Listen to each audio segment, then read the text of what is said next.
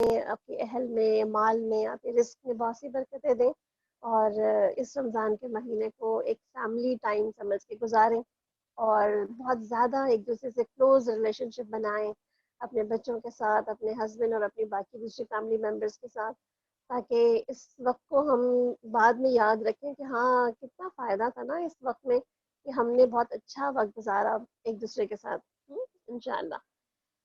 چلے جی، پارہ نمبر 17 آج اسٹارٹ کریں گے سورہ الانبیاء سے، اور اس کے لیے ہم پہلے تلاوت سنتے ہیں اور اس کے بعد پھر انشاءاللہ اپنے سبق کا باقاعدہ آغاز کرتے ہیں۔ جی لگا۔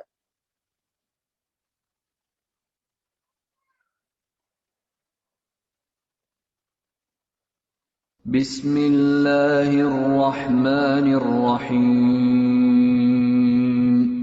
اقترب للناس حسابهم وهم في غفلة معرضون ما يأتيهم من ذكر من ربهم محدث إلا استمعوه وهم يلعبون لاهية قلوبهم وأسروا النجوى الذين ظلموا هل هذا إلا بشر مثلكم أفتأتون السحر وأنتم تبصرون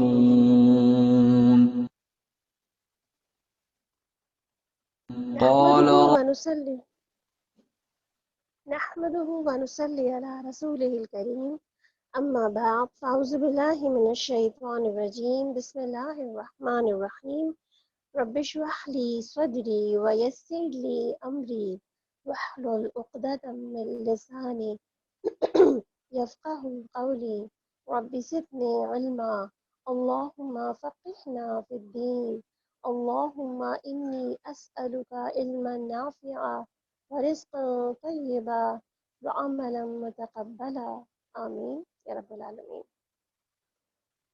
آج ہم 17واں پارہ سورہ الانبیاء سے سٹارٹ کرنے جا رہے ہیں، اور تھوڑا اس کو جاننے سے پہلے، چونکہ آج کا موضوع ذرا سا انبیاء کی سٹارٹنگ میں ہی ایسا ہے کہ ہم تھوڑا سا کچھ اور اس کے بارے میں جان لیتے ہیں۔ آپ دیکھیں، انسان جب سے دنیا میں آیا ہے، 3 بڑی چیزیں بہت دھیان سے استعمال کرتا ہے۔ ایک وقت ہے، دوسرا اس کی انرجیز ہیں، اور تیسرا اس کے ریسورسز ہیں۔ ہم عموماً اپنے وقت کو یا اپنی انرجیز کو اور اپنے ریسورسز کو استعمال کرتے ہوئے ان کا معاوضہ لیتے ہیں بعض اوقات، اور یہ انسان کی فطرت بھی ہے، اور اس کو ضرورت بھی ہے ان چیزوں کی۔ مگر بعض اوقات ہمارا دل کوئی نہ کوئی ایسے کام کا بھی کرنے کا چاہتا ہے، یا ایسے کام کرنے کو بھی دل چاہنا چاہیے ہمارا کہ جہاں کوئی معاوضہ نہ ہو، یعنی کہ ساری زندگی ہم نے، اور بینگ اے ویمن آپ سب کو بہت اچھی طرح اندازہ ہوگا کہ ہم خواتین اپنے گھروں میں اپنا بہت سارا بیشتر وقت جو ہے گھروں کے کام میں لگا رہی ہوتی ہیں، اپنا وقت بھی، اپنی انرجی بھی اور ریسورس بھی، مگر ہمارا عموماً کوئی معاوضہ نہیں ہوتا۔ ایون ہمیں بہت سارے لوگ تو صرف تھینکس بھی نہیں کہتے کہ آپ کا بہت شکریہ کہ آپ نے اتنا نیند اپنی خراب کر کے ہمارے لیے سحری بنائی، یا آپ کی خود کی اپنی اس گرمی کے موسم میں اور اس تھکن کے موسم میں، یا پھر یہ کہ اس بھوک کے وقت میں آپ نے ہمارے لیے افطار کا انتظام کیا۔ تو عموماً ہمارا بہت سارا وقت تو الحمدللہ بینگ اے ویمن ہمیں فائدہ یہ ہوتا ہے کہ ہم بہت ساری چیزیں بغیر معاوضے کی بھی کر لیتے ہیں، مگر عموماً ہمارا جو معاوضہ ہوتا ہے اس میں ہم پھر نہ ملنے کی وجہ سے ہم کیا کرتے ہیں کہ کوئی اپریشیٹ تو کرتا ہی نہیں ہے، کوئی ہمیں واہ واہ تو ہماری کر نہیں رہا ہوتا، تو ہم بہت چڑچڑے ہی رہتے ہیں، اور کام کر کے بھی جو ہے وہ جتاتے ہی رہتے ہیں، یا کام کر کے بھی جو ہے نا ہمیں لگتا ہے ہماری تو قدر ہی نہیں ہے کوئی بھی۔ مگر آپ دیکھیں، جب ہم جو کام اللہ کے لیے کرتے ہیں اور اللہ کے لیے اپنی توانائی استعمال کرتے ہیں، تو اللہ تعالیٰ ہماری توانائی برباد نہیں کرتا، ہماری انرجیز، ہمارے وقت کو ضائع نہیں کرتا، ہمارے ریسورسز کو ویسٹ نہیں ہونے دیتا۔ تو آپ دیکھیں، ہم دنیا کی تمام چیزیں ہماری جو دنیا میں ہم کریں، دنیا کمانے اور کھانے کے لیے ہمارا وقت، انرجی، ریسورس سب لگ رہا ہے، مگر جو سیف ہو جائے گی انرجی اور وقت اور ریسورس ہماری، وہ ہوگی جس میں ہم نے اپنے اللہ کو کچھ وقت دیا ہوگا جس میں ہم نے اللہ کی بات سمجھنے میں، سننے میں، اس پر عمل کرنے میں یا اپنی زندگیوں میں اس کو ڈالنے میں ہم نے وقت گزارا ہوگا، تو وہ انشاءاللہ العزیز ہماری زندگی کا حصہ بن جائے گا۔ اور اسی طرح سے ہم آج اپنے لیسن کا، اپنے پارے کا آغاز کرتے ہیں، 17واں پارہ۔ بسم اللہ الرحمن الرحیم۔ اقترب للناس حسابهم وهم في غفلة معرضون وهم في غفلة معرضون۔ قریب آ گیا ہے لوگوں کے حساب کا وقت۔ اور آپ دیکھیں ابھی جو بات ہم نے کی ہے، عموماً ہمارا حساب کتاب بھی انہی چیزوں کا ہوگا نا، کہ ہمارا وقت کہاں صرف ہوا، اور ہماری انرجیز کہاں لگی، اور ہم نے ریسورس اپنے کہاں کہاں لگائے۔ وہ کہتے ہیں نا کہ اس چیز کے بارے میں حساب بیسکلی کہ قیامت کے دن ابن آدم کے قدم نہ ہلیں گے جب تک کہ وہ 5 سوالوں کے جواب نہ دے دے۔ اور وہ 5 سوال کیا ہوں گے کہ زندگی کن کاموں میں لگائی، یعنی وقت کہاں لگایا تھا، اور جوانی میں کیا کیا کیا تھا، جوانی کہاں گزاری تھی، ادھر بھی وقت کہاں لگایا تھا، مال کہاں سے کمایا اور کہاں خرچ کیا ہے، اپنی ریسورس اور انرجیز کیا کمانے میں اور کیا خرچ کرنے میں ویسٹ کی ہیں، اور جو علم حاصل کیا تھا اس پر عمل کتنا کیا ہے، یعنی کہ جو ہمارے پاس ریسورس آیا گیا تھا، جو ہم نے سیکھ لیا تھا، لے لیا تھا، ان ریسورسز پر ہمیں عمل کتنا کیا۔ تو اللہ سبحانہ وتعالیٰ یہاں پہ کیا فرما رہے ہیں کہ قریب آ گیا ہے لوگوں کے حساب کا وقت۔ تو کیا ہم سب کے حساب کا وقت قریب آ گیا ہے؟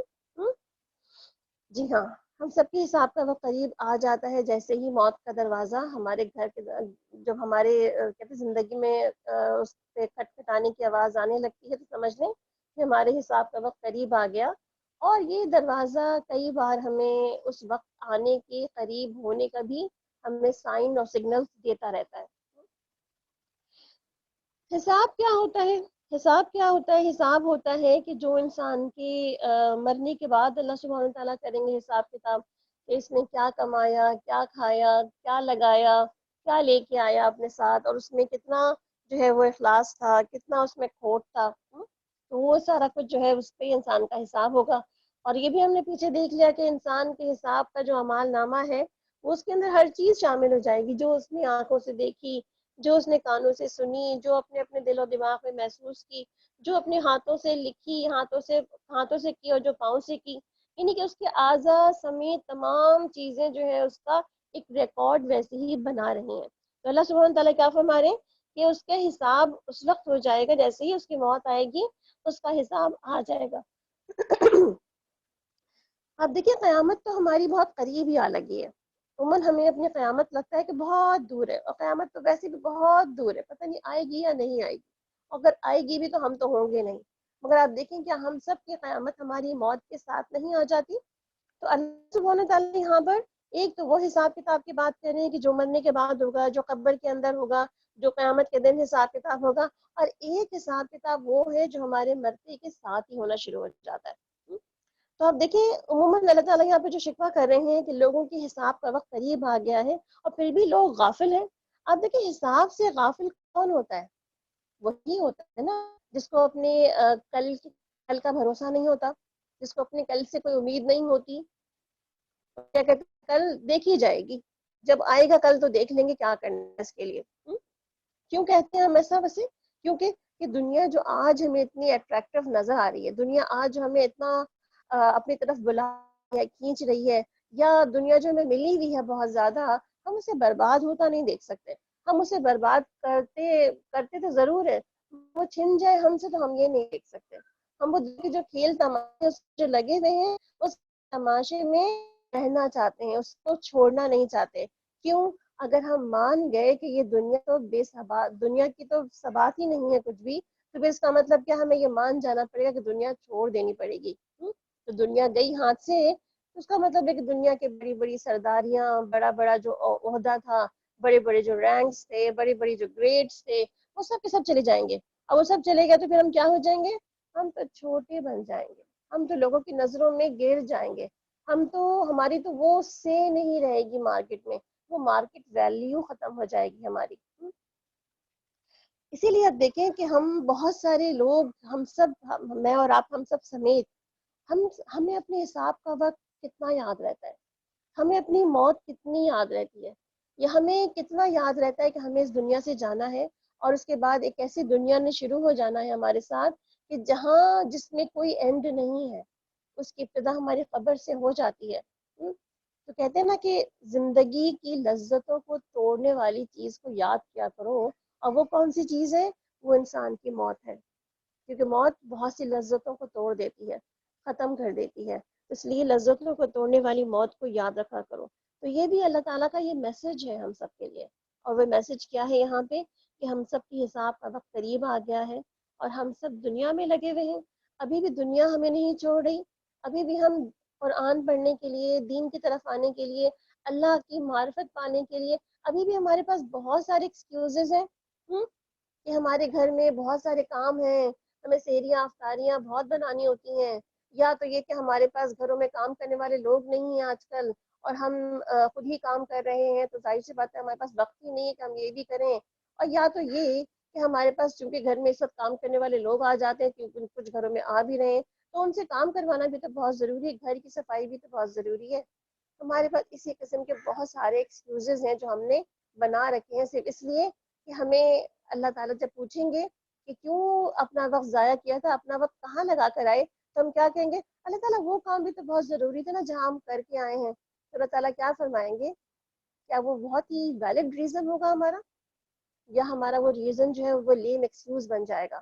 تو اللہ سبحانہ تعالیٰ ہمیں یہاں پہ سب کو جھنجھوڑ رہے ہیں، جیسے کہتے ہیں نا بعض اوقات کسی کو کندھے سے پکڑ کے ہلا دیا جائے، یا کسی کو وائبریٹنگ مشین پہ کھڑا کر دیا جائے، اس کو وائبریشن اس کی آن کر دی جائے، تو پورا کا پورا وائبریٹ ہو جائے، اس کی عقل اس کی جھنجھنا جائے ساری کی ساری، اور وہ آنکھیں کھول کر دیکھے کہ واٹ ہیپننگ ٹو می، کیا ہونے جا رہا ہے میرے ساتھ، اور میں کس دنیا میں ہوں، میں کیا سوچ رہا ہوں، میں کہاں جانے والا ہوں، مجھے آگے کا کیا سوچنا ہے، میری زندگی آگے جا کے کیا ہو جائے گی۔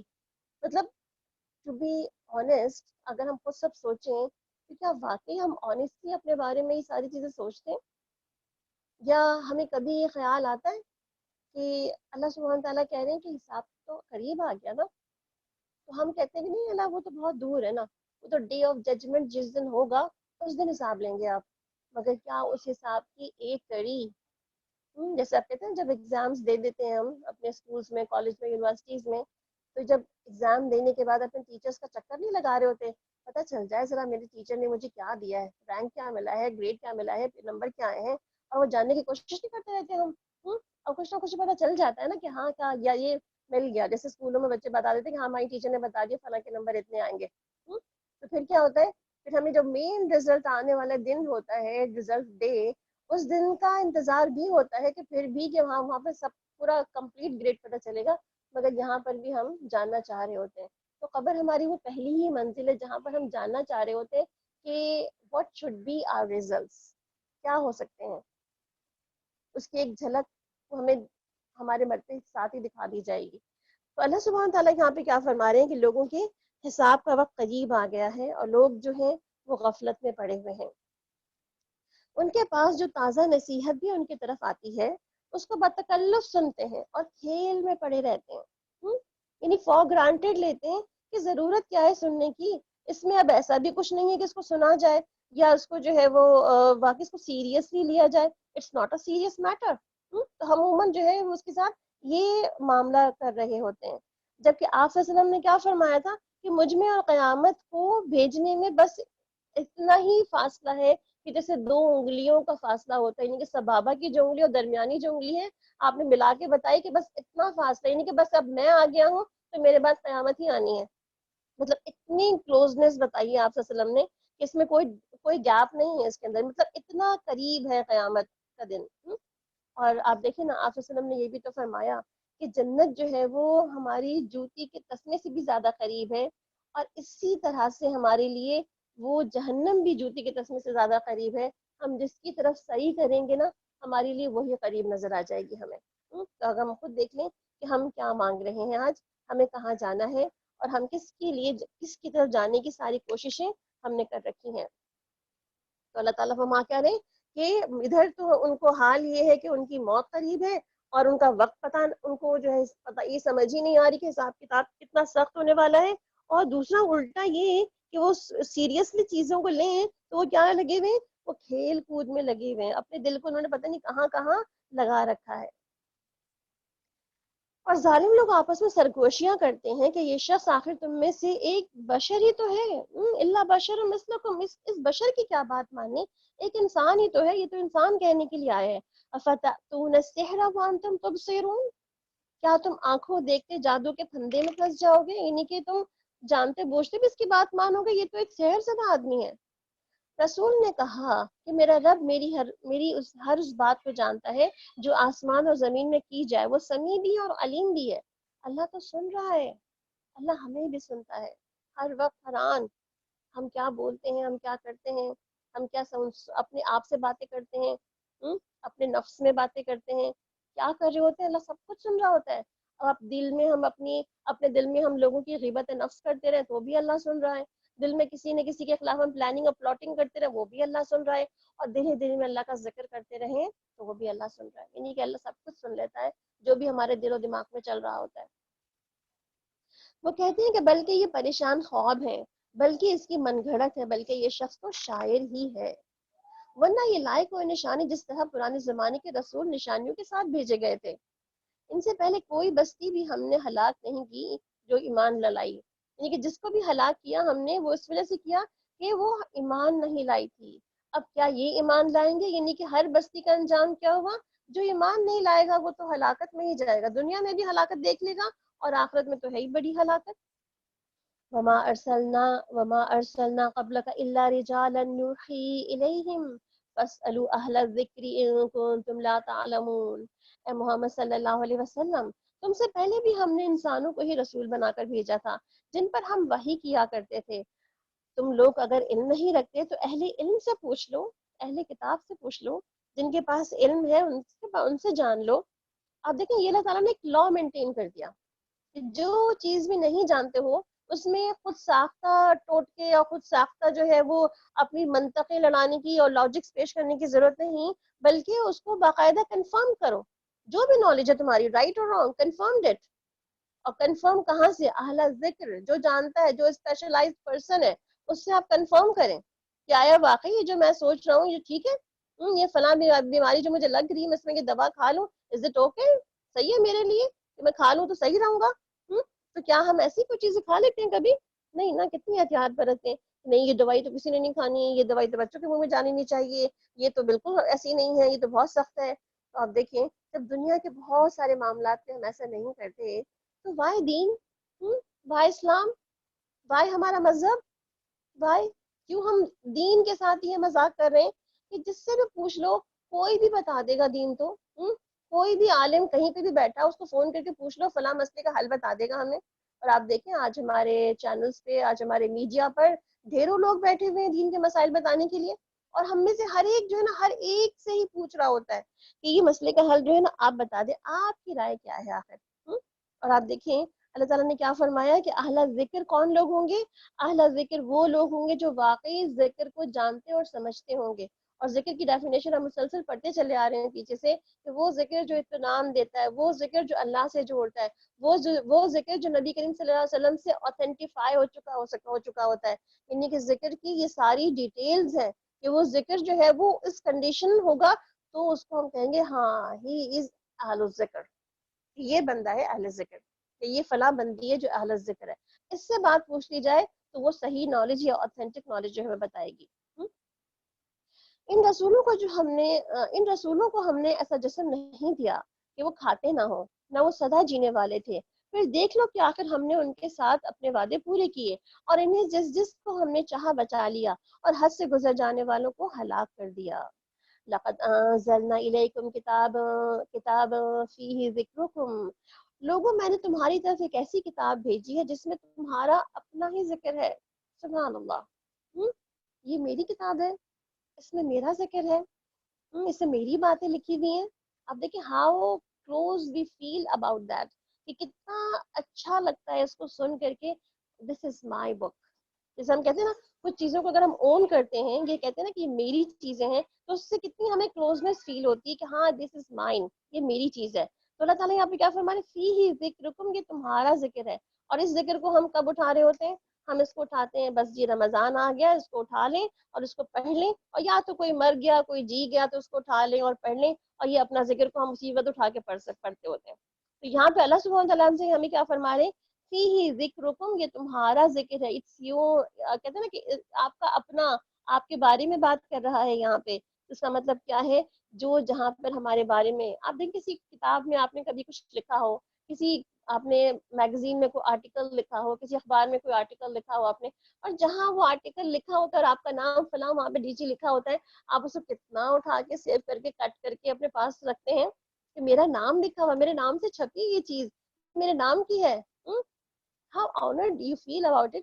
تو یہاں پر اللہ تعالیٰ کیا فرما رہے کہ یہ اٹس یور بک، یہ میری کتاب ہے، یہ آپ کی کتاب ہے، یہ ہم سب کی کتاب ہے۔ تو جو چیز ہماری ہوتی ہے، جو ہمیں اور جو ہماری ہوتی ہے، وہ ہمیں کیا کہتی ہے، وہ ہمیں عزت و شرف دینا چاہتی ہے، اور جو ہمیں ہمیں ہمارے بارے میں بتانا چاہتی ہے۔ تو اب سوچیں کہ یہ وہ کتاب ہے نا جو میری کمزوریاں بتاتی ہے، میری اسٹرینتھ بتاتی ہے، میری چوریاں پکڑتی ہے، میری اصلاح کر دیتی ہے، مجھے ہدایت کے راستے دکھاتی ہے، مجھے بتاتی ہے کہ کیا کرو گے تو نقصان ہے اور کیا کرو گے تو فائدہ ہے۔ تو یہ میری کتاب ہے، ہم سب کی کتاب ہے، اس کتاب کو اون کریں۔ آج سے ٹارگٹ بنائیں کہ اس کو نا، یہ قرآن میری کتاب، اپنے آپ سے کہنا شروع کریں یہ میری کتاب ہے، یہ میری بک ہے۔ اور جب میری ہم کہتے ہیں نا کسی چیز کے ساتھ، جیسے اللہ تعالیٰ فرماتے ہیں نا صرف میری عبادت کرو، ایاک نعبد و ایاک نستعین، تو اس کا مطلب کیا ہے، صرف میری سے ہمیں ایک کلوز ریلیشن فیل ہوتا ہے اپنے رب سے۔ تو یہ کتاب کو بھی جب کہ نا فیہ ذکرکم، دس از مائی بک، تو اس سے آپ ایک کلوز ریلیشن فیل ہوگا کہ ہاں یہ میری کتاب ہے، یہ میرے بارے میں بات کر رہی ہے۔ اور آپ دیکھیں نا مسلسل اس میں ہمارا ذکر تو آ رہا ہے، اور کس کا ذکر آ رہا ہے، اللہ تعالیٰ کیا فرما رہے ہیں، افلا تعقلون، کیا تم سمجھتے نہیں ہو؟ کتنی ہی ظالم بستیاں ہیں جن کو ہم نے پیس کر رکھ دیا، اور ان کے بعد دوسری کسی قوم کو اٹھایا کہ جب ان کو ہمارا عذاب محسوس ہوا تو لگے وہاں سے بھاگنے۔ کہا بھاگو نہیں، جاؤ اپنے انہی گھروں میں اور عیش کے سامانوں میں جن کے اندر تم چین کر رہے تھے، شاید کہ تم سے پوچھا جائے۔ کہنے لگے کہ ہائے ہماری کمبختی، بے شک ہم خطاوار تھے، اور وہ یہی پکارتے رہے یہاں تک کہ ہم نے ان کو کاٹ کر رکھ دیا، ختم کر دیا۔ جیسے کھیتیاں کاٹ کے ختم نہیں کر جاتی، بالکل زمین برابر کر دی جاتی ہے، اور زمین اور اس میں زندگی کا ایک اشارہ، ایک رمق تک باقی نہ رہی۔ ہم نے آسمان اور زمین میں اور جو کچھ اس کے درمیان ہے، اس کو کچھ کھیل کے طور پہ نہیں بنایا، یعنی کہ یہ سارا کچھ جو ہے اللہ تعالیٰ کو کوئی کھیل نہیں سوچ رہا تھا کہ اس نے یہ ساری کائنات سجا دی کہ کھیلنے کے لیے تو ایک اور نیا گیم ایجاد کرنا چاہیے۔ یہ سب کھیل نہیں ہے، اللہ تعالیٰ نے باقاعدہ با مقصد ما خلقت ھذا باطلا، بیکار اور ابس نہیں بنایا، کوئی مقصد کے تحت سب چیزیں بنی ہوئی ہیں۔ اور اللہ تعالیٰ کیا فرما رہے ہیں، اور اگر ہم کھلونا بنانا چاہتے اور بس یہی کچھ کرنا ہوتا تو ہم اپنے پاس ہی کر لیتے۔ یعنی کہ اتنا سارا کریشن پلان بنانے کی کیا ضرورت تھی، انسان کو بنانے کے بعد ایک پوری دنیا سجانے اور پھر دنیا کے اندر کتنا کچھ سجانے کی کیا ضرورت تھی، مطلب اتنی ڈیٹیلنگ کے ساتھ کون کھلونا بناتا ہے بلا، سوچے ذرا۔ کھلونا تو ہم ایسے بناتے ہیں نا کہ بس کھیل لیا، فارغ ہو کے پھینک دیا، توڑ دیا، اس کو ختم۔ مگر یہ تھا کیا ہمارے، اگر ایسے ہی کرنا ہوتا تو ہم اس کو اپنے پاس ہی رکھ لیتے بنا کر کے، اتنا کچھ ہم اتنی محنت اتنی، آپ سوچیں نا، وہی بات ہے نا، اللہ تعالیٰ نے پلاننگ کی ہے اس میں، پھر اپنی اس میں انرجیز ڈالی ہیں، کہاں کہاں پہ کیا ہو، کیسے ہو، کون کیسے ہو، کون سی مخلوق بنائے، یہ مخلوق اڑے، یہ مخلوق رینگے، یہ مخلوق پانی میں تیرے، یہ مخلوق جو ہے وہ چلے، اور اس کے ساتھ میں ریسورسز، کون سے ریسورسز کہاں رکھنے، واٹر ریسورس کدھر ہونا چاہیے، اور باقی جتنے بھی ریسورس ہیومن یوز کر رہا ہے زمین کے اوپر، وہ زمین کے نیچے ہونا چاہیے، آسمان کے اوپر ہونا چاہیے، سمندر کے ہونا چاہیے، کہاں کہاں رکھ دیا جائے اس کو۔ آپ دیکھیں it's a total detail planning, اور اللہ سبحانہ تعالیٰ نے اتنی پلاننگ سے یہ چیز ساری ہمیں دے دی ہے سامنے کہ ہمیں اس میں کوئی فلا نظر نہیں آتا۔ تو اللہ تعالیٰ کیا فرما رہے ہیں، اگر واقعی یہ کھلونا ہوتا تو اس میں اتنی محنت صرف کرتے ہم، نہیں، اتنی محنت صرف نہیں کی جاتی اس میں، مگر ہم تو باطل پر حق کی چوٹ لگاتے ہیں جو اس کا سر توڑ دیتی ہے، اور دیکھتے ہی دیکھتے مٹ جاتا ہے، اور تمہاری تباہی ہے ان باتوں کی وجہ سے جو تم بنا رہے ہو۔ وَلَهُ مَن فِي السَّمَاوَاتِ وَالْأَرْضِ، اور زمین اور آسمانوں میں جو مخلوق بھی ہے وہ اللہ کی ہے، سب کچھ۔ آپ دیکھیں اللہ کی ہے کا مطلب کیا ہے، سب کچھ اللہ نے بنایا ہے تو اللہ کا ہی ہے سب کا سب، اس لیے جس کا ہے اس کی ہی عبادت کرنی ہے. اور جو فرشتے اس کے پاس ہیں وہ نہ اپنے آپ کو بڑا سمجھ کر اس کی بندگی سے تکبر کرتے ہیں اور نہ ہی حسرت زدہ ہوتے ہیں، اور شب و روز اس کی تسبیح کرتے رہتے ہیں، دم نہیں لیتے. آپ دیکھیں مسلسل ہم دیکھ رہے ہیں کچھ چیزوں کی ریپیٹیشن ہے، یعنی اللہ تعالیٰ آپ نے کبھی وہ بات سنی ہوگی، ایک ہوتی ہے اینکر مینجمنٹ، اینکرنگ کرنا. اینکر آپ نے بہت سے لفظوں میں اور دنیاوی معنی میں اینکر سنا ہوگا. ایک ہوتا ہے اپنے اندر کسی اچھی ایبلٹی کو، اپنے اندر اچھی عادات کو اینکر کرنا. اور اچھی عادات جو ہے وہ اینکر کب ہوتی ہیں؟ جب ان عادات کو ہم پریکٹس اینڈ پریکٹس کرتے جاتے ہیں. جیسے ابھی آپ کی سسٹر انیلا کہہ رہی تھی کہ practice makes a man perfect. اس کا مطلب یہ کہ آپ نے بھی تمام جو ایٹریبیوٹس ہیں جو ہم نے سیکھتے چلے جا رہے ہیں، اچھی عادات ہیں، اچھی باتیں ہیں، ان سب کو جب تک ہم اپنے عادات میں اینکر نہیں کر لیں گے. آپ نے کبھی شپ کا اینکر تو دیکھا ہے نا؟ ویسے میں یہ تو نہیں کہ وقت سے کوئی ایسی بات جو سمجھ نہ آ رہی ہو. آپ نے دیکھا ہوگا نا شپ کا جو اینکر ہوتا ہے وہ کہاں جاتا ہے؟ وہ ڈیپ ڈاؤن چلا جاتا ہے جا کے، تاکہ وہ شپ کو ہولڈ کر سکے وہاں پر. تو ہماری عادات بھی ایسی ہی ہوتی ہیں جو ڈیپ ڈاؤن اندر چلی جاتی ہیں تاکہ ہم ہولڈ کر سکیں اور ہم اس کی پریکٹس میں آ سکیں. تو اللہ سبحانہ تعالیٰ یہ بار بار جو یہ باتیں لے کر آ رہے ہیں نا، کہیں پہ صبر آ رہی ہے، کہیں ذکر آ رہا ہے، کہیں پہ شکر آ رہا ہے، کہیں تسبیح آ رہا ہے، کہیں نماز آ رہی ہے، کہیں زکوٰۃ آ رہی ہے. یہ سب کا سب جو ریپیٹیشن بار بار جو آ رہی ہے، اس کا مطلب کیا ہے؟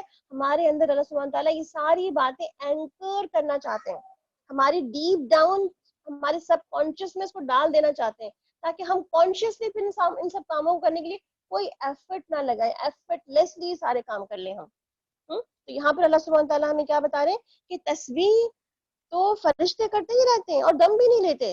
اور اللہ کو کافی تھی نا تسبیح فرشتوں کی، انسان کو کیا ضرورت تھی؟ مگر انسان کو بنایا ہی بامقصد طریقے سے ہے، یہ دکھانے کے لیے کہ یہ مخلوق بھی ارادہ اور اختیار کے ساتھ بہت کچھ اچھا کر کے آئے گی، اور جنت اللہ تعالیٰ نا انہی سے بھریں گے انشاءاللہ. تو آپ دیکھیں، اب ہم نے تسبیح کی بات بہت دفعہ پڑھ لی ہے.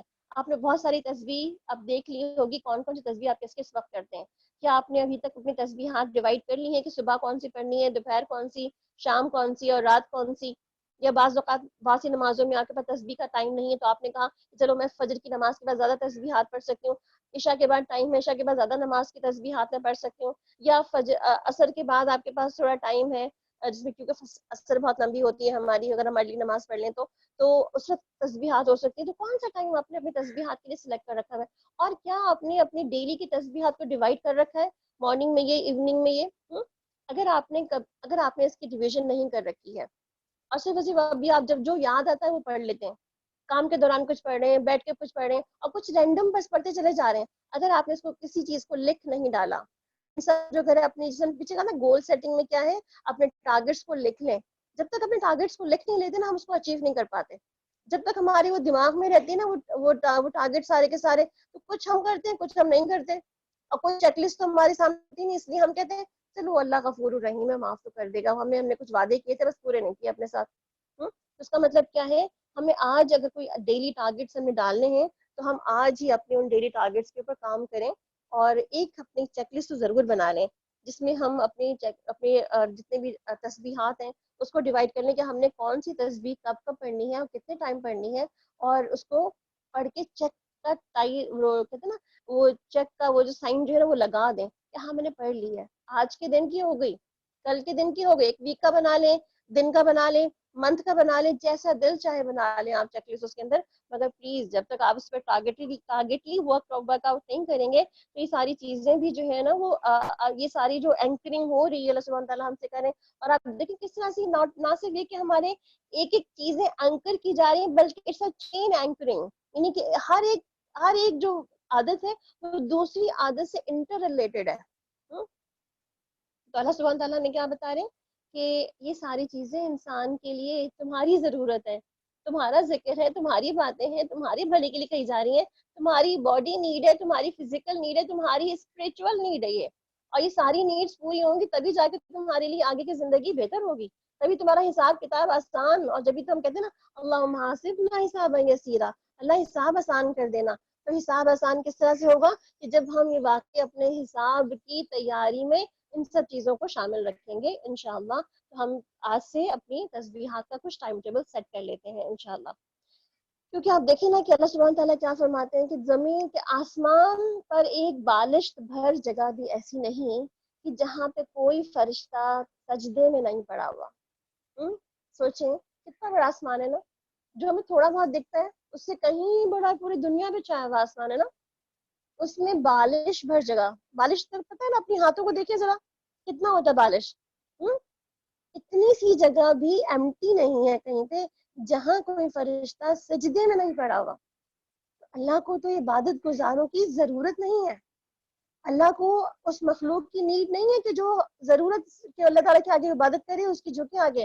اس کے لیے عبادت کے لیے پوری مخلوق میں, کائنات میں ڈھیروں مخلوق ہے جو اس کی کئی کئی گنا زیادہ عبادت کر سکتی ہے. مگر یہ عبادت ہمیں چاہیے, ہماری نیڈ ہے, ہماری قبر کی نیڈ ہے, ہماری اس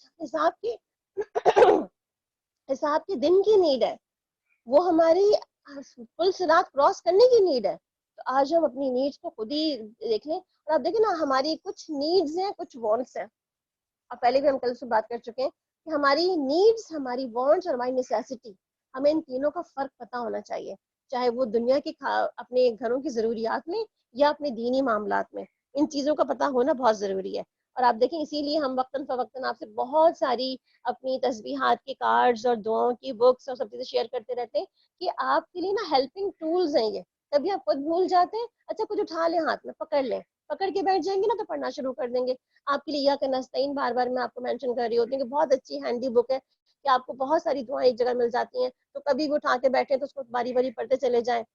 جیسے کہ ہم نے شکر کے لیے الحمدللہ کا کارڈ آپ کے ساتھ شیئر کیا, تو اس میں کیا ہے, کتنی سارے شکر کی دعائیں ہیں, دل چارہ شکر سے بھرا ہوا ہے, کھانے کی ٹیبل سجی ہوئی ہے بہت ساری, تو پھر کیا ہے, شکر خود بخود نکل نکل کے اندر سے آ رہا ہوتا ہے. تو پڑھیں نا, مانگیں نا اللہ تعالیٰ سے, اللہ تعالیٰ کو بتائیں, اللہ تعالیٰ we are very thankful to you کہ آپ نے مجھے اتنا کچھ دے رکھا ہے. اسی طرح پر استغفار کی تسبیحات ہے, اس طرح اللہ تعالیٰ کی پسندیدہ کلمات ہے. تو ہمیں تسبیحات کا بہت زیادہ کہتے ہیں نا کہ اس کا اہتمام کرنا چاہیے. اور اللہ تعالیٰ سے دعا ہے کہ اللہ تعالیٰ ہمیں بہت سے تسبیحات کرنا بتائے. ایک تسبیح جو مجھے بہت زیادہ جامع یا سب کا نچوڑ لگتی ہے, وہ اس میں تمام تسبیحات کی بات آ جاتی ہے. وہ جسے کہتے ہیں نا, جو ہماری روزانہ کی تسبیحات بھی شامل ہو جاتی ہیں, سبحان اللہ والحمد للہ ولا الہ الا اللہ واللہ اکبر ولا حول ولا قوۃ الا باللہ اللہم اغفر لی.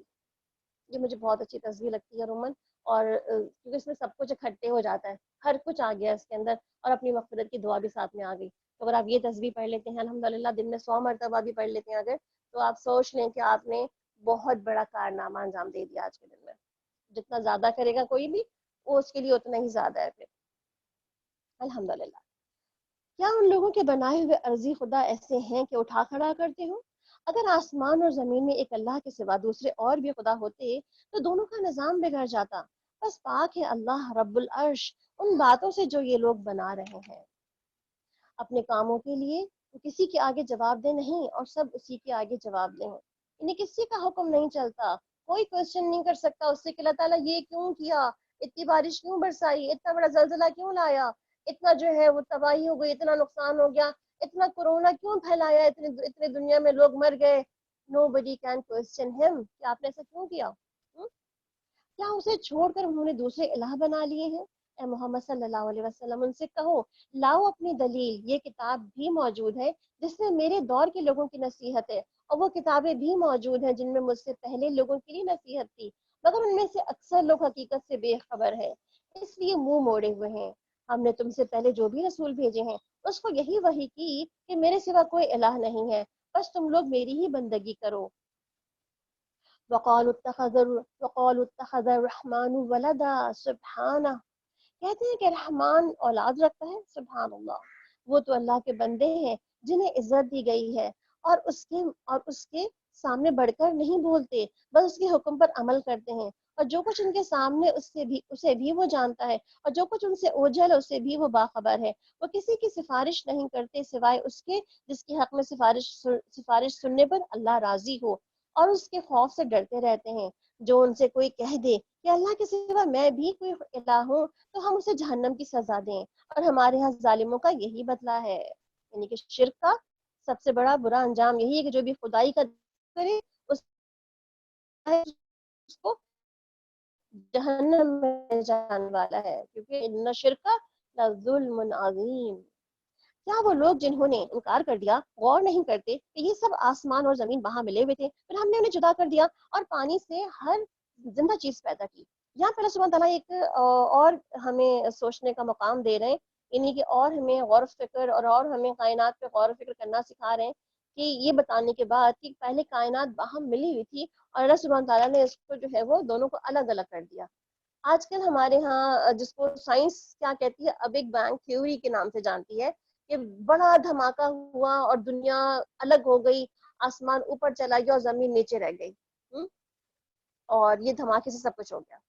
تو اب دیکھیں کتنا پرفیکٹ دھماکہ تھا نا، پھر ہر چیز کتنی سیٹلڈ ہے، کہیں پہاڑ ہیں، کہیں دریا ہے، کہیں پہ سمندر ہے، کہیں پہ فلیٹ زمین ہے، کہیں پہ کھیت کھلانے کے لیے زرخیز زمین ہے، کہیں چٹیل میدان ہے۔ کوئی چیز اگر ٹوٹتی ہے تو کیا اتنی کہتے ہیں نا کہ بڑی ہی نفاست سے اور صفائی کے ساتھ جگہ جگہ لے لیتی ہے اپنے، یا آپ کو جھاڑو کی وقت پورے گھر میں لگانی پڑتی ہے کہ کہیں کو ذرہ ادھر نہ چلا گیا اور ادھر نہ چلا گیا ہو؟ تو بگ بینگ تھیوری اللہ تعالیٰ کہہ رہے ہیں کہ this is not a big bang theory. اللہ تعالیٰ نے کہا کہ زمین اور آسمان ملے ہوئے تھے، ان دونوں کو ہم نے الگ کر دیا اور زمین کو پھر زمین کی طرح سے سجایا، بنایا، سنوارا اس کو، اور 6 دنوں کی بات اللہ تعالیٰ قرآن پاک میں خود کرتے ہیں، اور اس کے علاوہ اور دنوں کی بات بھی کرتے ہیں کہ کس دن میں ہم نے کیا کیا اور کیا کیا، یعنی کہ باقاعدہ یہ پری پلان تھا۔ It's not a big bang theory, it's not just like a big bang اور اس کے بعد سب کچھ ایز اٹ از سیٹلڈ ہو گیا جیسے اب آج ہمیں نظر آتا ہے۔ اور اللہ تعالیٰ کیا فرما رہے ہیں کہ ہم نے ہر چیز پانی سے پیدا کی، یعنی کہ ہر چیز کی اصل جو ہے وہ پانی ہے، یعنی کہ ہر چیز کی بیسک جو ابتدا ہے وہ پانی سے ہی ہوتی ہے۔ اور آپ انسان، جانور، نباتات وغیرہ ہر چیز میں جا کے اگر نوٹ کر لیں، کبھی اس کی بایولوجی یا زوالوجی میں جا کے اس کو پڑھیں، تو آپ کو ہر جگہ نظر آ جائے گی کہ ہر چیز پانی کے بغیر کہیں زندگی ہے ہی نہیں۔ کیا وہ نہیں مانتے ہم نے زمین میں پہاڑ جما دیے تاکہ وہ انہیں لے کے ڈھلک نہ جائے، اور اس میں کشادہ راہیں بنا دی شاید کہ وہ لوگ اپنا راستہ معلوم کر لیں۔ وجعلنا السماء سقفا محفوظا، اور ہم نے آسمان میں ایک محفوظ چھت بنا دیا، یعنی کہ ایسی چھت نہیں ہے یہ بگ بینگ کے بعد کہ وہ کبھی بھی ٹوٹ کے گر جائے گی ہم پر، بلکہ یہ محفوظ چھت ہے، باقاعدہ چھت ہے۔ جیسے ایک ہوتی ہے نا RCC کی چھت، باقاعدہ پکی مضبوط، اور ایک ہوتی ہے صرف شیٹس کی چھت جو کبھی بڑی زور کی آندھی طوفان آئے وہ گر جائے یا اڑ جائے یا تباہی ہو جائے اس سے۔ مگر یہ ہے اس کی نشانیوں کی طرف توجہ ہی نہیں کرتے۔ اور وہ اللہ ہے جس نے رات اور دن بنائے، سورج اور چاند کو پیدا کیا، سب ایک فلک میں تیر رہے ہیں، یعنی ہر ایک اپنے اپنے آربٹ میں بھی گھوم رہا ہے، اور ہر ایک کے گرد ہر ایک دوسرے آربٹس کے اندر بھی گھوم رہا ہے، یعنی کہ اپنے آربٹ کے گرد بھی گھوم رہا ہے، اور ایک باقاعدہ ایک چکر ہے زمین کا جو سورج کے گرد بھی لگ رہا ہے، باقی سیارے بھی گھوم رہے ہیں اس کے اندر، یعنی کہ روٹیشن اس کی جو ہے وہ 2 وے ہے۔ ساری سائنس ہے جو اللہ تعالیٰ ہمیں اس قرآن پاک میں پڑھا رہے ہیں۔ آپ سوچیں ہم گھریلو خواتین کو اللہ سبحانہ تعالیٰ نے سائنس بھی اس قرآن پاک کے ذریعے سے پڑھا دی الحمدللہ۔ اور اے محمد صلی اللہ علیہ وسلم، ہمیشگی تو ہم نے تم سے پہلے کسی انسان میں بھی نہیں رکھی، اگر تم مر گئے تو کیا یہ لوگ ہمیشہ جیتے رہیں گے؟ ہر جاندار کو موت کا مزہ چکھنا ہے، کل نفس ذائقۃ الموت، اور ہم اچھے اور برے حالات میں ڈال کے تم سب کو آزمائش کر رہے ہیں، آخر تمہیں ہماری طرف ہی تو پلٹنا ہے، یعنی کہ آؤ گے تو ہمارے پاس ہی نا آخر۔ یہ منکرین حق جب تمہیں دیکھتے ہیں تو تمہارا مذاق بنا لیتے ہیں، کہتے ہیں کیا یہ وہ شخص جو تمہارے خداؤں کا انکار کرتا ہے، اور اس کا اپنا حال کیا ہے، اور ان کا اپنا حال یہ ہے کہ رحمان کے ذکر سے یہ منکر ہے۔ خلق الانسان من عجل، انسان جلد باز مخلوق ہے، یعنی انسان کے اندر اللہ سبحانہ تعالیٰ نے جلد بازی ایک طرح سے اس کے اندر رکھ دی ہے، یعنی ہے اس کے اندر جلد بازی۔ اب وہ کس چیز میں جلد بازی کرتا ہے؟ بہت سے لوگ کہتے ہیں نا فاستبقوا الخیرات، نیکیوں میں جلد کرو، نیکیوں میں دوڑا بھاگو، نیکیوں میں جلدی کرو، اور ایک ہوتا ہے کہ دنیا میں اپنی دنیا بنانے کے لیے جلدی جلدی بھاگتے رہو۔ تو کہتے ہیں نا کہ جلد بازی شیطان کی طرف سے ہوتی ہے ویسے، تحمل مزاجی جو ہے وہ اللہ کی طرف سے ہے۔ تو اس کا مطلب ہے کہ جلد بازی کچھ نیک کاموں میں تو چلو کبھی سوٹ کر بھی سکتی ہے، مگر دنیا کے بہت سارے ایسے کاموں میں جلد بازی بیکار کی صرف ہمیں شیطانی کہتے ہیں نا شیطان کے جال میں پھانسنے کے سوا کچھ اور نہیں کر رہی ہوتی. تو آپ دیکھیں کسی کے اندر اللہ سبحانہ تعالیٰ نے تحمل رکھ دیا ہے, کسی کے اندر اللہ سبحانہ تعالیٰ نے جلد بازی رکھ دی ہے. اب ہمیں خود اوور کم کرنا ہے اپنی اس کہتے ہیں نا کہ اچھی ہیبٹ ڈالیں گے تو غلط اور یہ پرانی یا جو ایسی ہیبٹس ہیں جس کو ہم نکال سکتے ہیں, جس کو ہم سبسائڈ کر سکتے ہیں, کٹ ڈاؤن کر سکتے ہیں, تو وہ ہیبٹ ہماری کٹ ڈاؤن اور سبسائڈ ہو جائے گی. جب اچھی چیزوں کو اینکر کریں گے تو بری چیزیں خود بخود ہی سائڈ پہ نکل جائیں گی. تو یہ جلد بازی بھی انہی ہیبٹ میں سے ایک ہے جنہیں ہمیں اپنے اندر سے نکالنے کی ضرورت ہے. جیسے اس کے بارے میں ایک واقعہ ملتا ہے نا ہمیں کہ نبی کریم صلی اللہ علیہ وسلم کے پاس بنی عبد القیس کا ایک وفد آیا, اور اس میں وفد کے جو لوگ تھے وہ پہلی دفعہ آپ صلی اللہ علیہ وسلم سے ملنے کے لیے آئے تھے. تو سب کے سب جیسے ہی مسجد نبوی کے دروازے پہ اترے, سارے بھاگتے دوڑتے اندر پہنچ گئے اور آپ صلی اللہ علیہ وسلم کے پاس چلے گئے اور جا کے ان کے ہاتھ اور ان کے جو ہے جسموں کو ہاتھ لگانے اور چومنے لگے. تو ان کا جو قبیلے کے سردار تھے, ان کا نام تھا الاشج, منذر بن الاشج. تو کہتے ہیں کہ وہ بہت ہی دھیرج رہنے والے لوگ صاحب تھے. وہ آرام سے جو ہے وہ اپنا انہوں نے ساری سواریوں کو بٹھایا, ان کو باندھا, سامان اتروایا, پھر جا کے خود اپنے مطلب اتنے دور سے لانگ سفر سے آ رہے تھے تو پراپرلی جا کے 2 صاف ستھرے کپڑے نکالے, کپڑے بدلے, اور اپنا حلیہ درست کرنے کے بعد پھر آپ صلی اللہ علیہ وسلم کے پاس آئے. جب آپ صلی اللہ علیہ وسلم کے پاس آئے تو آپ صلی اللہ علیہ وسلم نے فرمایا کہ اشج, تمہیں پتہ ہے تمہاری 2 خصلتیں ایسی ہیں جس کو اللہ پسند کرتا ہے. تو انہوں نے کہا یا رسول صلی اللہ علیہ وسلم وہ کیا ہیں؟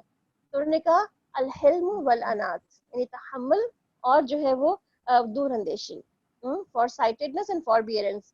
تو کہتے ہیں 2 چیز تمہارے اندر جو ہے اللہ تعالیٰ پسند فرماتا ہے.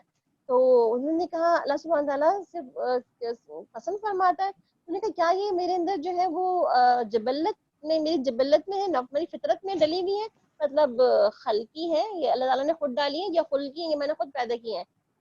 اللہ تعالیٰ کے رسول نے فرمایا کہ یہ تمہاری خلقی یعنی اللہ تعالیٰ کی طرف سے گاڈ گفٹڈ ہے. تو بعض اوقات بعض ایسی چیزیں ہیں گاڈ گفٹڈ بھی ہوتی ہیں کسی کے لیے, اور بس کو تھوڑی سی اس پہ ورک آؤٹ کر کے ٹرین کر کے اپنے آپ کو لانا بھی پڑتا ہے. تو الحمدللہ. تو جب انہوں نے کہا کہ اللہ پسند کرتا ہے اور اللہ کے رسول پسند کرتے ہیں, تو میرے لیے اس سے بڑی خوش بختی کی بات کیا ہے. تو بعض اوقات آپ کی کچھ اچھی خوبیوں کے بارے میں لوگ ہی بتا دیتے ہیں کہ آپ کے اندر صبر بہت ہے, یا آپ جو ہے نا بہت تحمل سے بات سنتی ہیں, you are a good listener. تو یہ جو باتیں میں سننے کو ملتی ہے, اس کا مطلب کیا ہوتا ہے کہ جو کوالٹی ہمارے اندر ہے اس کو مزید اور پالش کرنے کی ضرورت ہے.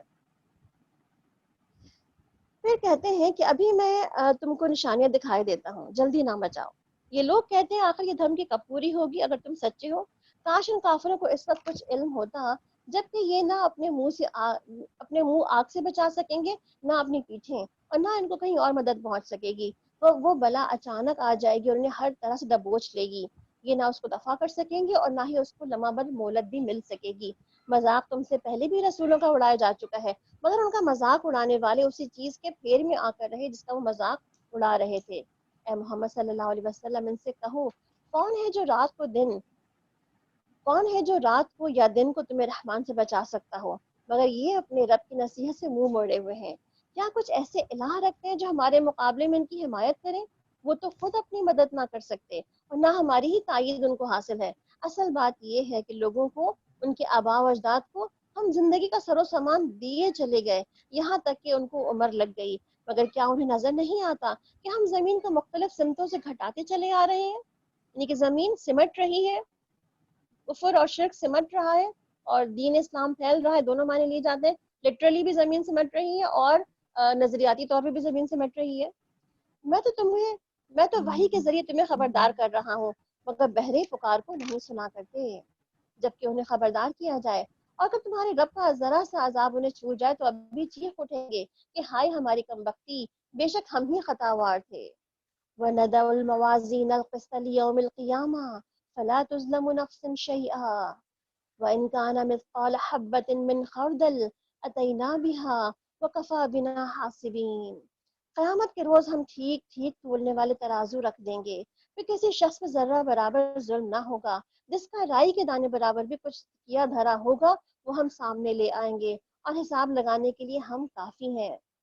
پہلے ہم موسیٰ اور ہارون کو فرقان. اچھا, یہاں پہ حساب کتاب کی بات ہو رہی ہے تو تھوڑی سی حساب کتاب کی اور بات کر لیتے ہیں. آپ سے ہم نے فرمایا کہ 5 چیزیں کیا خوب ہیں اور میزان میں کتنی بھاری ہے.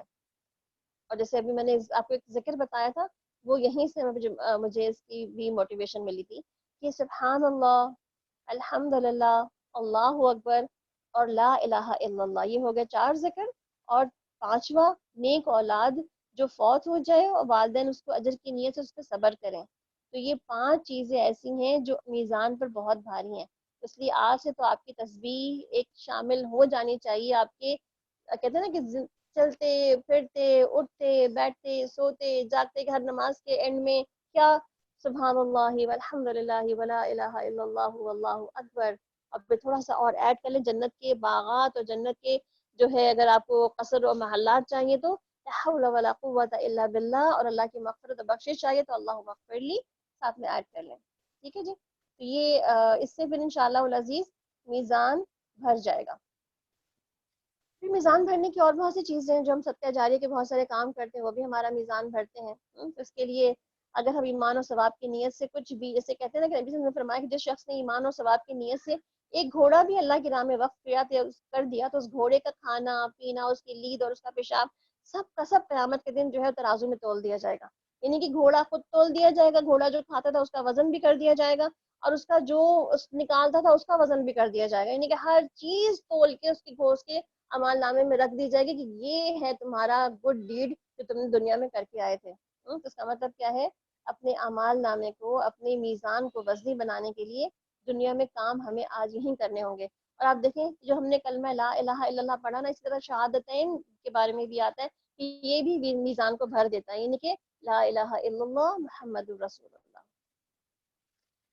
اور ہم پہلے موسیٰ اور ہارون کو فرقان اور روشنی اور ذکر عطا کر چکے ہیں ان متقی لوگوں کی بھلائی کے لیے جو غائبانہ اپنے رب سے ڈریں، اور جن کو اس گھڑی کا ڈر لگا ہوا ہو. اور اب یہ بابرکت ذکر ہم نے تمہارے لیے نازل فرمایا ہے، پھر کیا تم اس کو قبول کرنے سے انکاری ہو؟ اللہ تعالیٰ کیا فرما رہے ہیں؟ پیچھے کیا کہا، فی ہی ذکرکم فاسألوا اہل الذکر، اور اب کیا کہا جا رہا ہے، ذکر مبارک، یہ اللہ کا مبارک ذکر ہے.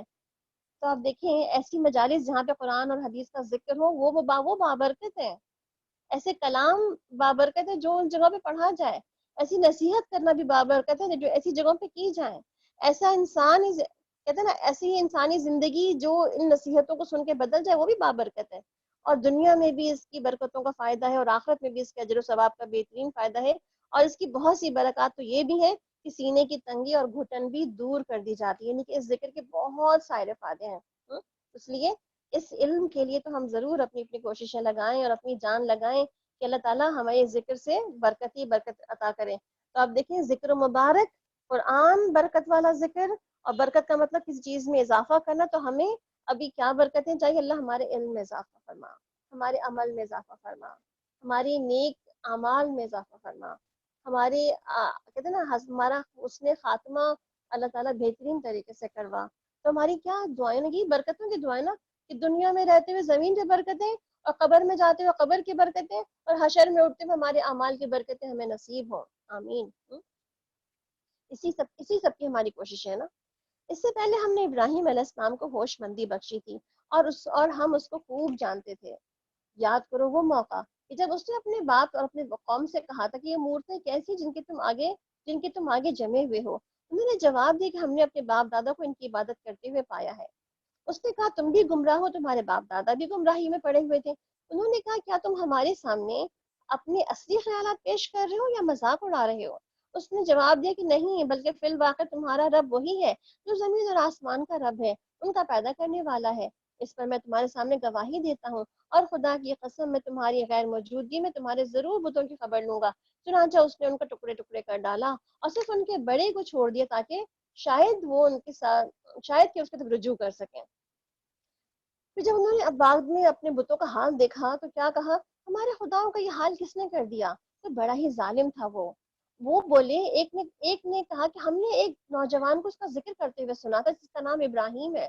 انہوں نے کہا تو پکڑ کر لاؤ اس کو سب کے سامنے تاکہ سب لوگ دیکھ لیں کہ اس کی کیسی خبر لینی ہے. ابراہیم علیہ السلام کے آنے پر انہوں نے کہا کیوں ابراہیم، تم نے ہمارے خداؤں کے ساتھ یہ حرکت کی ہے؟ اس نے جواب دیا بلکہ یہ سب کچھ اس کے سردار نے کیا ہے، اس سے پوچھ لو اگر یہ بولتے ہو تو. یہ سن کر وہ لوگ اپنی ضمیر کی طرف لوٹے. ایک خیال ہوا کہ یہ کیسے بولے گا، یہ تو خود پتھر کا بنا ہوا ہے.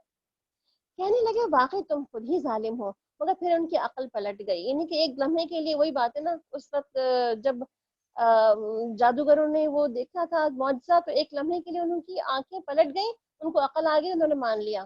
ان کے سامنے بھی اسپارک ہوا، ان کے سامنے بھی روشنی آئی، تو انہوں نے کیا کیا، اپنی عقل کو پلٹا دیا کہ نہیں نہیں، یہ سب کچھ بیکار کی بات ہے، اور بولے کہ تم جانتے تو ہو کہ یہ بولتے نہیں ہیں۔ ابراہیم علیہ السلام نے کہا کہ پھر کیا تم اللہ کو چھوڑ کر ان چیزوں کو پوج رہے ہو جو نہ تمہیں نفع پہنچانے پہ قادر ہے نہ ہی نقصان؟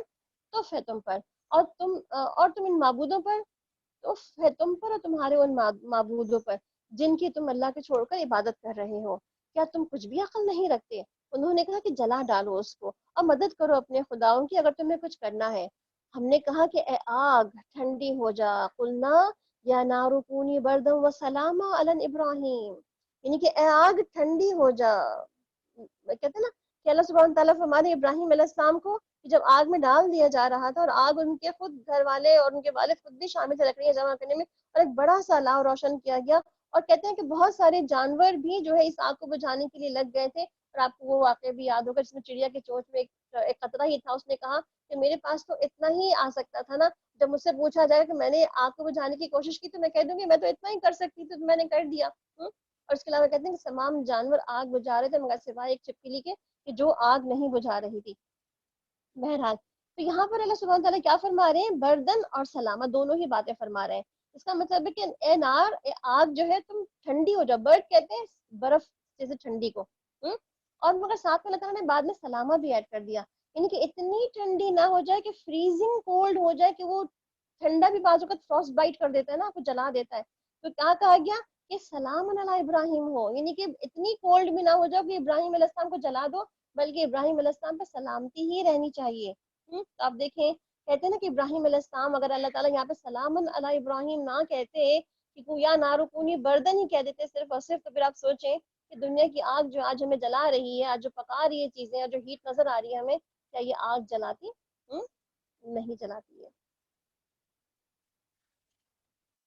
تو پھر کیا کہا کہ ہم نے کہا اے آگ ٹھنڈی ہو جائے اور سلامتی بن جائے ابراہیم علیہ السلام پر۔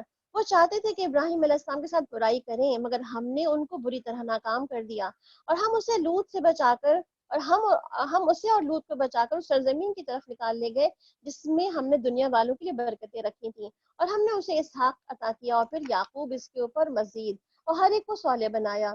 ہم نے ان کو امام بنایا جو ہمارے حکم سے رہنمائی کرتے تھے، اور ہم نے انہیں وحی کے ذریعے سے نیک کاموں کی اور نماز قائم کرنے کی اور زکوٰۃ دینے کی ہدایت کی، اور وہ ہمارے عبادت گزار تھے۔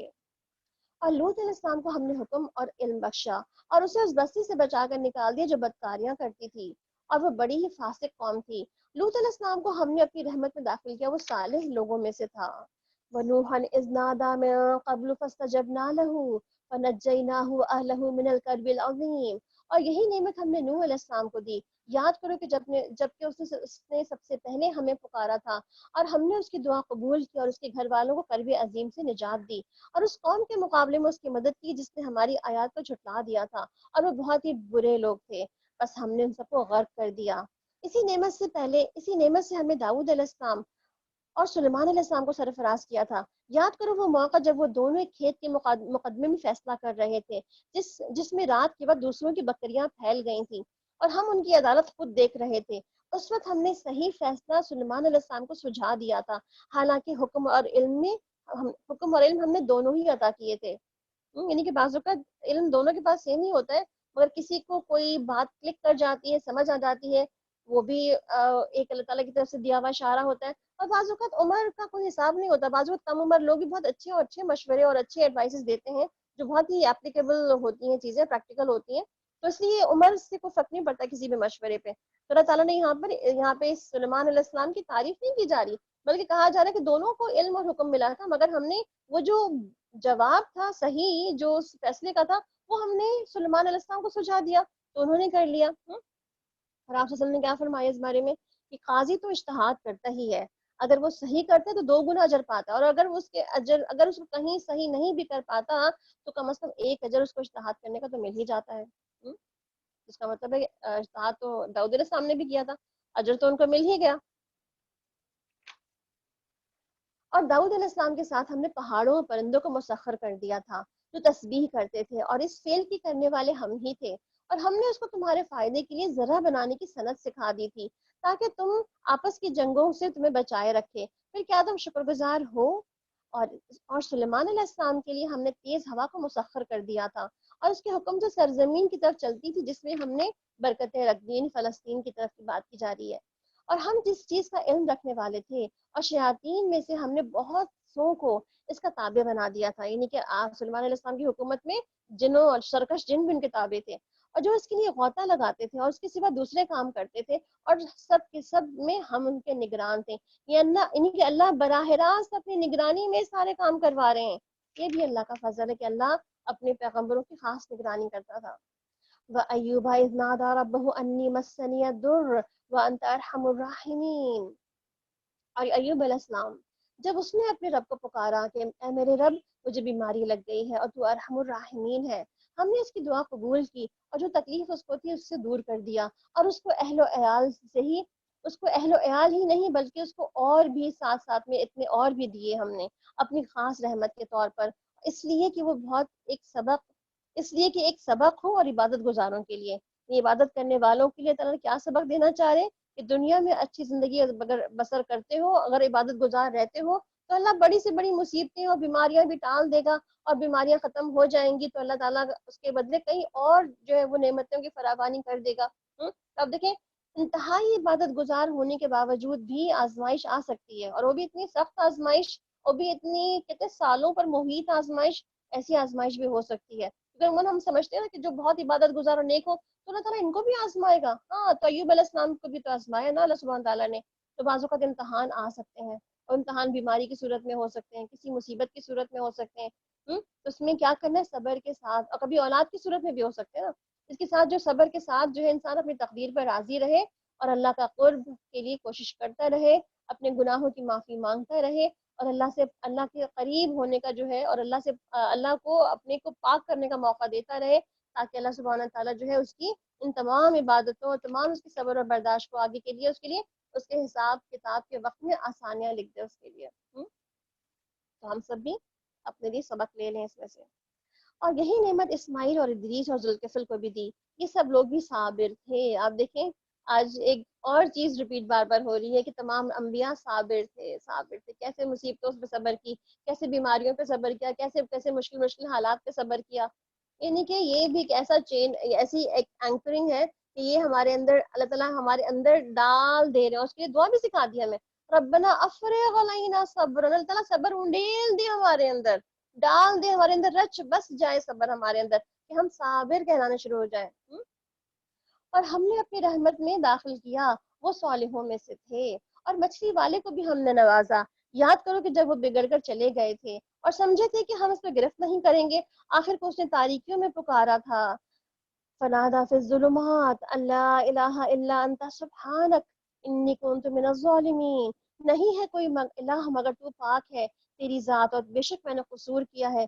تب ہم نے اس کی دعا قبول کی تھی اور اس کو غم سے نجات بخشی تھی. اسی طرح ہم مومنوں کو بچا لیا کرتے ہیں. یعنی انسانوں کی پکڑ بھی ہوتی ہے اور انسانوں کو بچا بھی لیا جاتا ہے. اور آپ دیکھیں یہاں پہ اندھیروں پہ اندھیرے تھے، اللہ تعالیٰ نے پھر بھی ان کی پکار سن لی اور پھر بھی ان کو بچا لی. اس کا مطلب اللہ دعا سننے والا ہے، پکار سننے والا ہے. نبی کریم صلی اللہ علیہ وسلم نے فرمایا کیا میں تمہیں ایسی دعا نہ بتاؤں؟ جب کسی رنج و غم میں، آزمائش میں مبتلا شخص آدمی اس کو تکلیف میں پکارے گا تو اس کی دعا قبول کی جائے گی. تو فرمایا لا الہ الا انت سبحانک انی کنت من الظالمین. اپنی دعاؤں کے ساتھ پڑھیں تو انشاءاللہ آپ کی دعا قبول ہوگی. مسند احمد کی روایت ہے یہ. اور زکریا علیہ السلام کو جبکہ اس نے اپنے رب کو پکارا تھا کہ اے پروردگار مجھے اکیلا نہ چھوڑا، بہترین وارث تو ہی ہے. بس ہم نے اس کی دعا قبول کر لی تھی. انہوں نے کیا اپنے بیٹے کے لیے دعا کی تھی نا کہ ربی لا تذرنی فردا وانت خیر الوارثین. یعنی کہ نیک اور صالح اولاد کے لیے دعائیں مانگنی چاہیے نا. انہوں نے دعا مانگی تو قبول ہو گئی تھی. اور اسے یحییٰ عطا کیا اور اس کی بیوی کو اس کے لیے درست کر دیا. یہ لوگ نیکی کے کاموں میں دوڑ دھوپ کرتے تھے اور ہمیں رغبت اور خوف کے ساتھ پکارتے تھے اور ہمارے آگے جھکے ہوئے تھے. اور وہ خاتون جس نے اپنی عصمت کی حفاظت کی تھی، ہم نے اس کے اندر اپنی روح سے پھونکا تھا اور اسے اس کے بیٹے کو دنیا بھر کے لیے نشانی بنا دیا تھا. یعنی ان کی مثال بھی طلب بتا رہے ہیں. یہ تمہاری امت کے یہ تمہاری امت کے اصل یہ تمہاری امت اصل میں ایک ہی امت ہے اور میں تمہارا رب ہوں، بس تم میری عبادت کرو. مگر انہوں نے آپس میں دین کو ٹکڑے کر ڈالا. سب کو ہماری طرف ہی پلٹنا ہے. یہ طرح کیا فرما رہے ہیں؟ سب ایک ہی امت ہو تم سارے کے سارے. جب اتنے سارے جو ڈفرنٹ ڈفرنٹ نام بنا رکھے تم نے، ان ناموں سے تم جدا نہیں ہو جاؤ گے. اصل تو دین اسلام ہی تھا، اصل تو لوگ مسلمان ہی تھے. پھر جو نیک عمل کرے گا اور اس حال میں کہ وہ مومن ہو، تو اس کا تو اس کا کام اس کی کام کی ناقدری نہ ہوگی، اور اسے ہم لکھ رہے ہیں. اور ممکن نہیں کہ جس بستی کو ہم نے ہلاک کر دیا ہو پھر پلٹ سکے. یہاں تک کہ یہاں تک کہ جب یاجوج اور ماجوج کھول دیے جائیں گے اور ہر بلندی سے وہ نکل پڑیں گے اور وہ وعدہ برحق پورا ہونے کا وقت قریب آ لگے گا، تو ان لوگوں کی آنکھیں پھٹی کی پھٹی رہ جائیں گی جنہوں نے کفر کیا تھا، اور کہیں گے ہائے ہماری کم بختی، ہم اس چیز کی طرف غفلت میں پڑے ہوئے تھے، بلکہ ہم ہی خطا کار تھے. تو کیا کہا جا رہا ہے یہاں پہ؟ اللہ تعالیٰ کیا فرما رہے ہیں کہ جیسے پیچھے کہف میں ذکر ہوا کہ یاجوج ماجوج نکل آئیں گے، کھول دیے جائیں گے، تو یہاں پہ کیا بتایا جا رہا ہے کہ یاجوج ماجوج بھی کوئی ایک آزمائشی ایک اور جو ہے چیپٹر ہے جو انسانوں کے اوپر آئے گا دنیا میں. تو کہا جاتا ہے حدیث کے مطابق کہ زمین پر چھا جائیں گے جب یہ نکلیں گے یاجوج اور ماجوج، اور یہ وہی دروازہ ہے جس پر ذوالقرنین نے بند باندھ دیا تھا، اسی کو یہ لوگ توڑنے کی کوشش کرتے رہتے ہیں.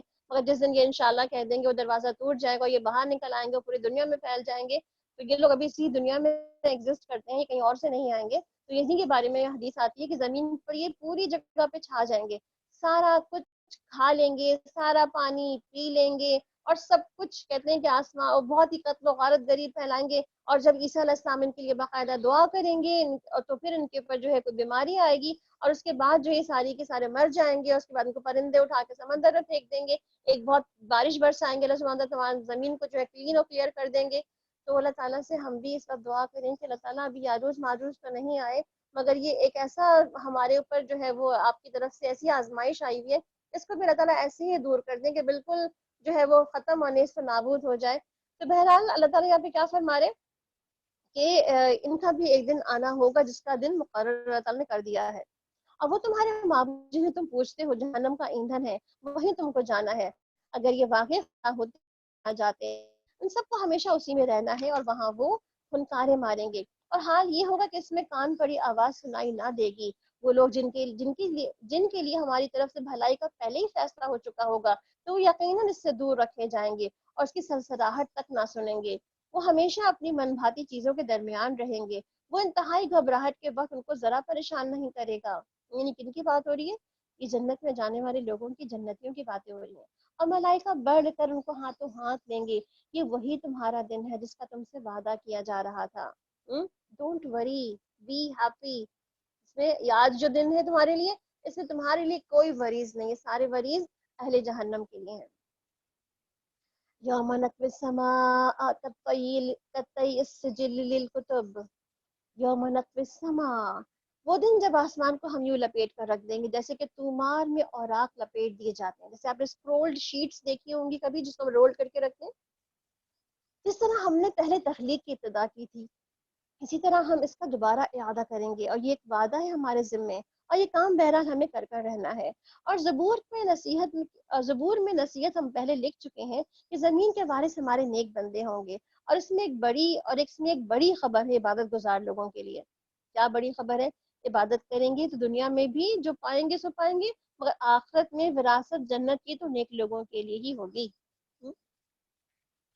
وما ارسلناک الا رحمۃ للعالمین. اور اے محمد صلی اللہ علیہ وسلم، ہم نے تم کو جو بھیجا ہے کہ تو یہ دراصل تو یہ دنیا والوں کے حق میں ہماری رحمت ہے. یعنی آپ صلی اللہ علیہ وسلم کو جو بھی کچھ سکھایا، پڑھایا اور دیا گیا ہے قرآن کی صورت میں، حدیث کی صورت میں، سیرت کاملہ کی صورت میں، وہ سب کا سب اللہ سبحانہ تعالیٰ نے ہمارے لیے ہی رحمت بنا کر ان کو بھیجا ہے، اور رحمت کے ساتھ ہی ان چیزوں کو جو ہے ہم تک پہنچایا ہے. قل انما یوحی الی انما الہکم الہ واحد. ان سے کہو کہ میرے پاس جو وحی آتی ہے وہ یہ ہے کہ تمہارا الہ صرف ایک ہی الہ ہے. اور پھر تم کیا مسلم بنتے ہو؟ اور اگر وہ منہ پھیر جائیں تو کہہ دو کہ میں نے علی الاعلان تم کو خبردار کر دیا. اب میں نہیں جانتا جس چیز کا تم سے وعدہ کیا جا رہا ہے وہ قریب ہے یا دور.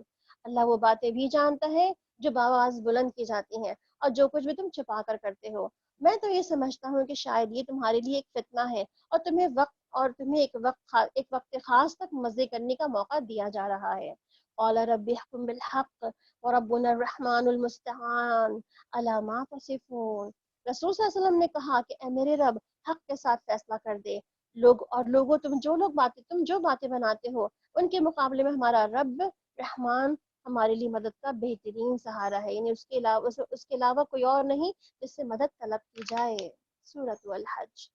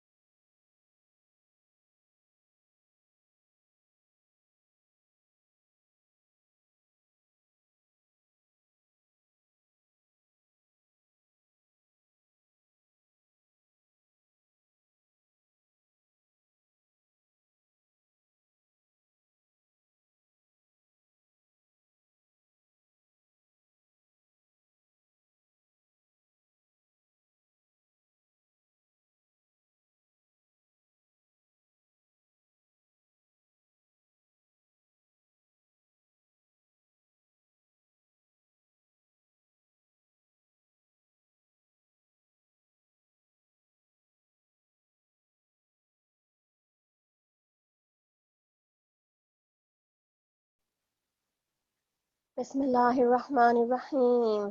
یا ایہا كتب الناس یا ایہا الناس اتقوا ربکم ان زلزلۃ الساعۃ شیء عظیم۔ لوگوں اپنے رب کے غضب سے بچو، یا حقیقت یہ ہے کہ قیامت کا زلزلہ بڑی ہولناک چیز ہے۔ زلزلہ ہلکا سے بھی ہو نا تو بھی بڑا ہولناک ہوتا ہے اور ہمیں بہت ڈرا دیتا ہے۔ ہم گھر چھوڑ کے اپنے باہر نکل جاتے ہیں کیونکہ ہمیں پتہ ہے کہ وہ گھر ہمارے سر پہ نہ آ گرے۔ تو اللہ تعالیٰ یہاں پہ کیا فرما رہے ہیں کہ قیامت کا آغاز جو ہے وہ زوردار زلزلے سے ہوگا، اور ایک زلزلے کے ایک جھٹکے کے بعد دوسرا جھٹکا، ایک جھٹکے کے بعد دوسرا جھٹکا، اتنے جھٹکے کہ جب تک زمین پھوٹ پھوٹ کر ریگزار نہ کر دی جائے۔ اور اس کے بارے میں قرآن پاک کے بیشتر آیات میں اس کا ذکر ملتا ہے۔ فَإِذَا نُفِخَ فِي الصُّورِ نَفْخَةٌ وَاحِدَةٌ۔ اس کے علاوہ یوم ترجف الراجفہ تتبعها الرادفہ، اسی طرح ایک اور جگہ پہ آتا ہے اذا رجت الارض رجا وبست الجبال بسا۔ یعنی اللہ تعالیٰ بار بار قرآن پاک میں بہت ساری اپنی آیتوں میں انشاءاللہ آگے جا کے ہم دیکھیں گے کہ زلزلے کی اور ڈیٹیلنگ کرتے ہیں، مگر بہرحال اللہ تعالیٰ فرما کہہ رہے ہیں کہ انسان تو پھر اب دیکھیں دونوں ہی صورتیں آج کی جو ہیں وہ ڈرانے سے ہی سٹارٹ کی جا رہی ہیں۔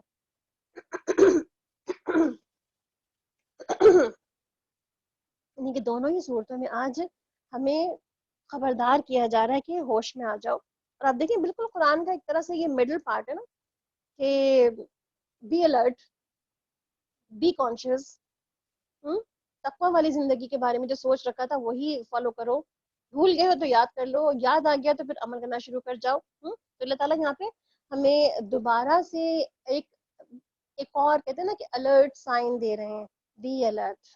یہاں پہ کیا بتایا جا رہا ہے کہ زلزلہ تو بہت ہی خطرناک اور ہولناک ہوگا، اور بہت بڑی ایک آفت ہوگی جو آئے گی۔ اس کا مطلب کیا، اس آفت سے پہلے ہی اپنے حساب کتاب کا بندوبست کرتے ہوئے جائیں ہم۔ جس روز تم اسے دیکھو گے کہ حال یہ ہوگا کہ ہر دودھ پلانے والی اپنے دودھ پیتے بچے سے غافل ہو جائے گی، ہر حاملہ کا حمل گر جائے گا، اور لوگ تم کو مدہوش نظر آئیں گے حالانکہ وہ نشے میں نہ ہوں گے، بلکہ اللہ کا عذاب ہی کچھ ایسا سخت ہوگا۔ بعض لوگ ایسے ہیں جو علم کے بغیر اللہ کے بارے میں بحثیں کرتے ہیں، ہر شیطان سرکش کی پیروی کرنے لگتے ہیں، حالانکہ اس کے نصیب میں تو یہ لکھا ہے کہ جو اس کو دوست بنائے گا اسے وہ گمراہ کر کے چھوڑے گا اور عذاب جہنم کا راستہ دکھائے گا۔ لوگوں، اگر تمہیں زندگی کے بعد موت کے بارے میں کچھ شک ہے تو تمہیں معلوم ہو کہ ہم نے تم کو مٹی سے پیدا کیا ہے، پھر نطفے سے، پھر خون کے لوتھڑے سے، پھر گوشت کی بوٹی سے جو شکل والی بھی ہوتی ہے اور بے شکل بھی، تاکہ تم پر ہم واضح کر لیں کہ جس نطفے کو ہم چاہتے ہیں خاص وقت تک رحموں میں ٹھہرائے رکھتے ہیں اور پھر تم کو ایک بچے کی صورت میں نکال لاتے ہیں۔ یہ اللہ سبحانہ تعالیٰ یہاں پر انسان کی ہیومن جو کہتے ہیں نا کہ ایمبرائولوجی کا ذکر کر رہے ہیں کہ سائنٹیفک ریسرچ کیسے بتاتی ہے کہ ہیومن کی جو مطلب بننے کی فارمیشن کی جو سٹیجز ہے وہ کس کس سٹیپ میں اس طرح سے جاتی ہیں۔ اور قرآن پاک اس کو 1400 ایئرز بیک ہمیں بتا چکا ہے کہ ہیومن جو اندر پرورش پا رہا ہوتا ہے کسی باڈی کے جو ماں کی ووم کے اندر، تو کس سٹیجز میں جو ہے وہ پرورش پاتے پاتے پاتے کہاں تک اس کا جو ہے اینڈ پہنچتا ہے کہ جب وہ باقاعدہ پورا ایک بچے کی شکل میں بن جاتا ہے اور پھر وہ ڈیلیور ہو جاتا ہے باہر۔ تو اس کو سائنس نے جا کر کے کوئی ابھی پچھلے 17 سینچری میں جا کر کے سمجھا اس کو، اور یا 18 سینچری میں جا کے اس کو سمجھا، اور اس کے بعد جو ہے سب کہا کہ اچھا یہ تو ہم نے بڑی نئی ریسرچ کی، تو جب پتا چلا کہ یہ تو قرآن میں آلریڈی پہلے سے لکھا ہوا ڈن موجود تھا، تو انہوں نے کہا کہ ہم نے بیکار اس میں اتنا وقت ضائع کیا، اور پھر جس شخص اس پہ ریسرچ کر رہا تھا کیتھ مور، تو اس نے اسلام بھی قبول کر لیا۔ بہرحال تو یہاں پہ ہمیں کیا پتہ چلتا ہے، اللہ تعالیٰ یہاں پہ تمام انسانوں کو مخاطب کر کے کیا بتا رہے ہیں کہ ہم سب انسانوں کی جو ہیومن اسٹیجز ہیں وہ سیم ہے، چاہے کوئی مسلم ہو، کافر ہو، سکھ ہو، عیسائی ہو، بدھسٹ ہو، ایتھیسٹ ہو، کہیں سے بھی کوئی بھی ہو، تو ہم سب کی جو دنیا میں آنے کا طریقہ کار ہے وہ سب کا سب سیم ہی ہے، اور انہی تمام صورتوں میں کہیں بھی ان بٹوین ہم ضائع ہو سکتے تھے۔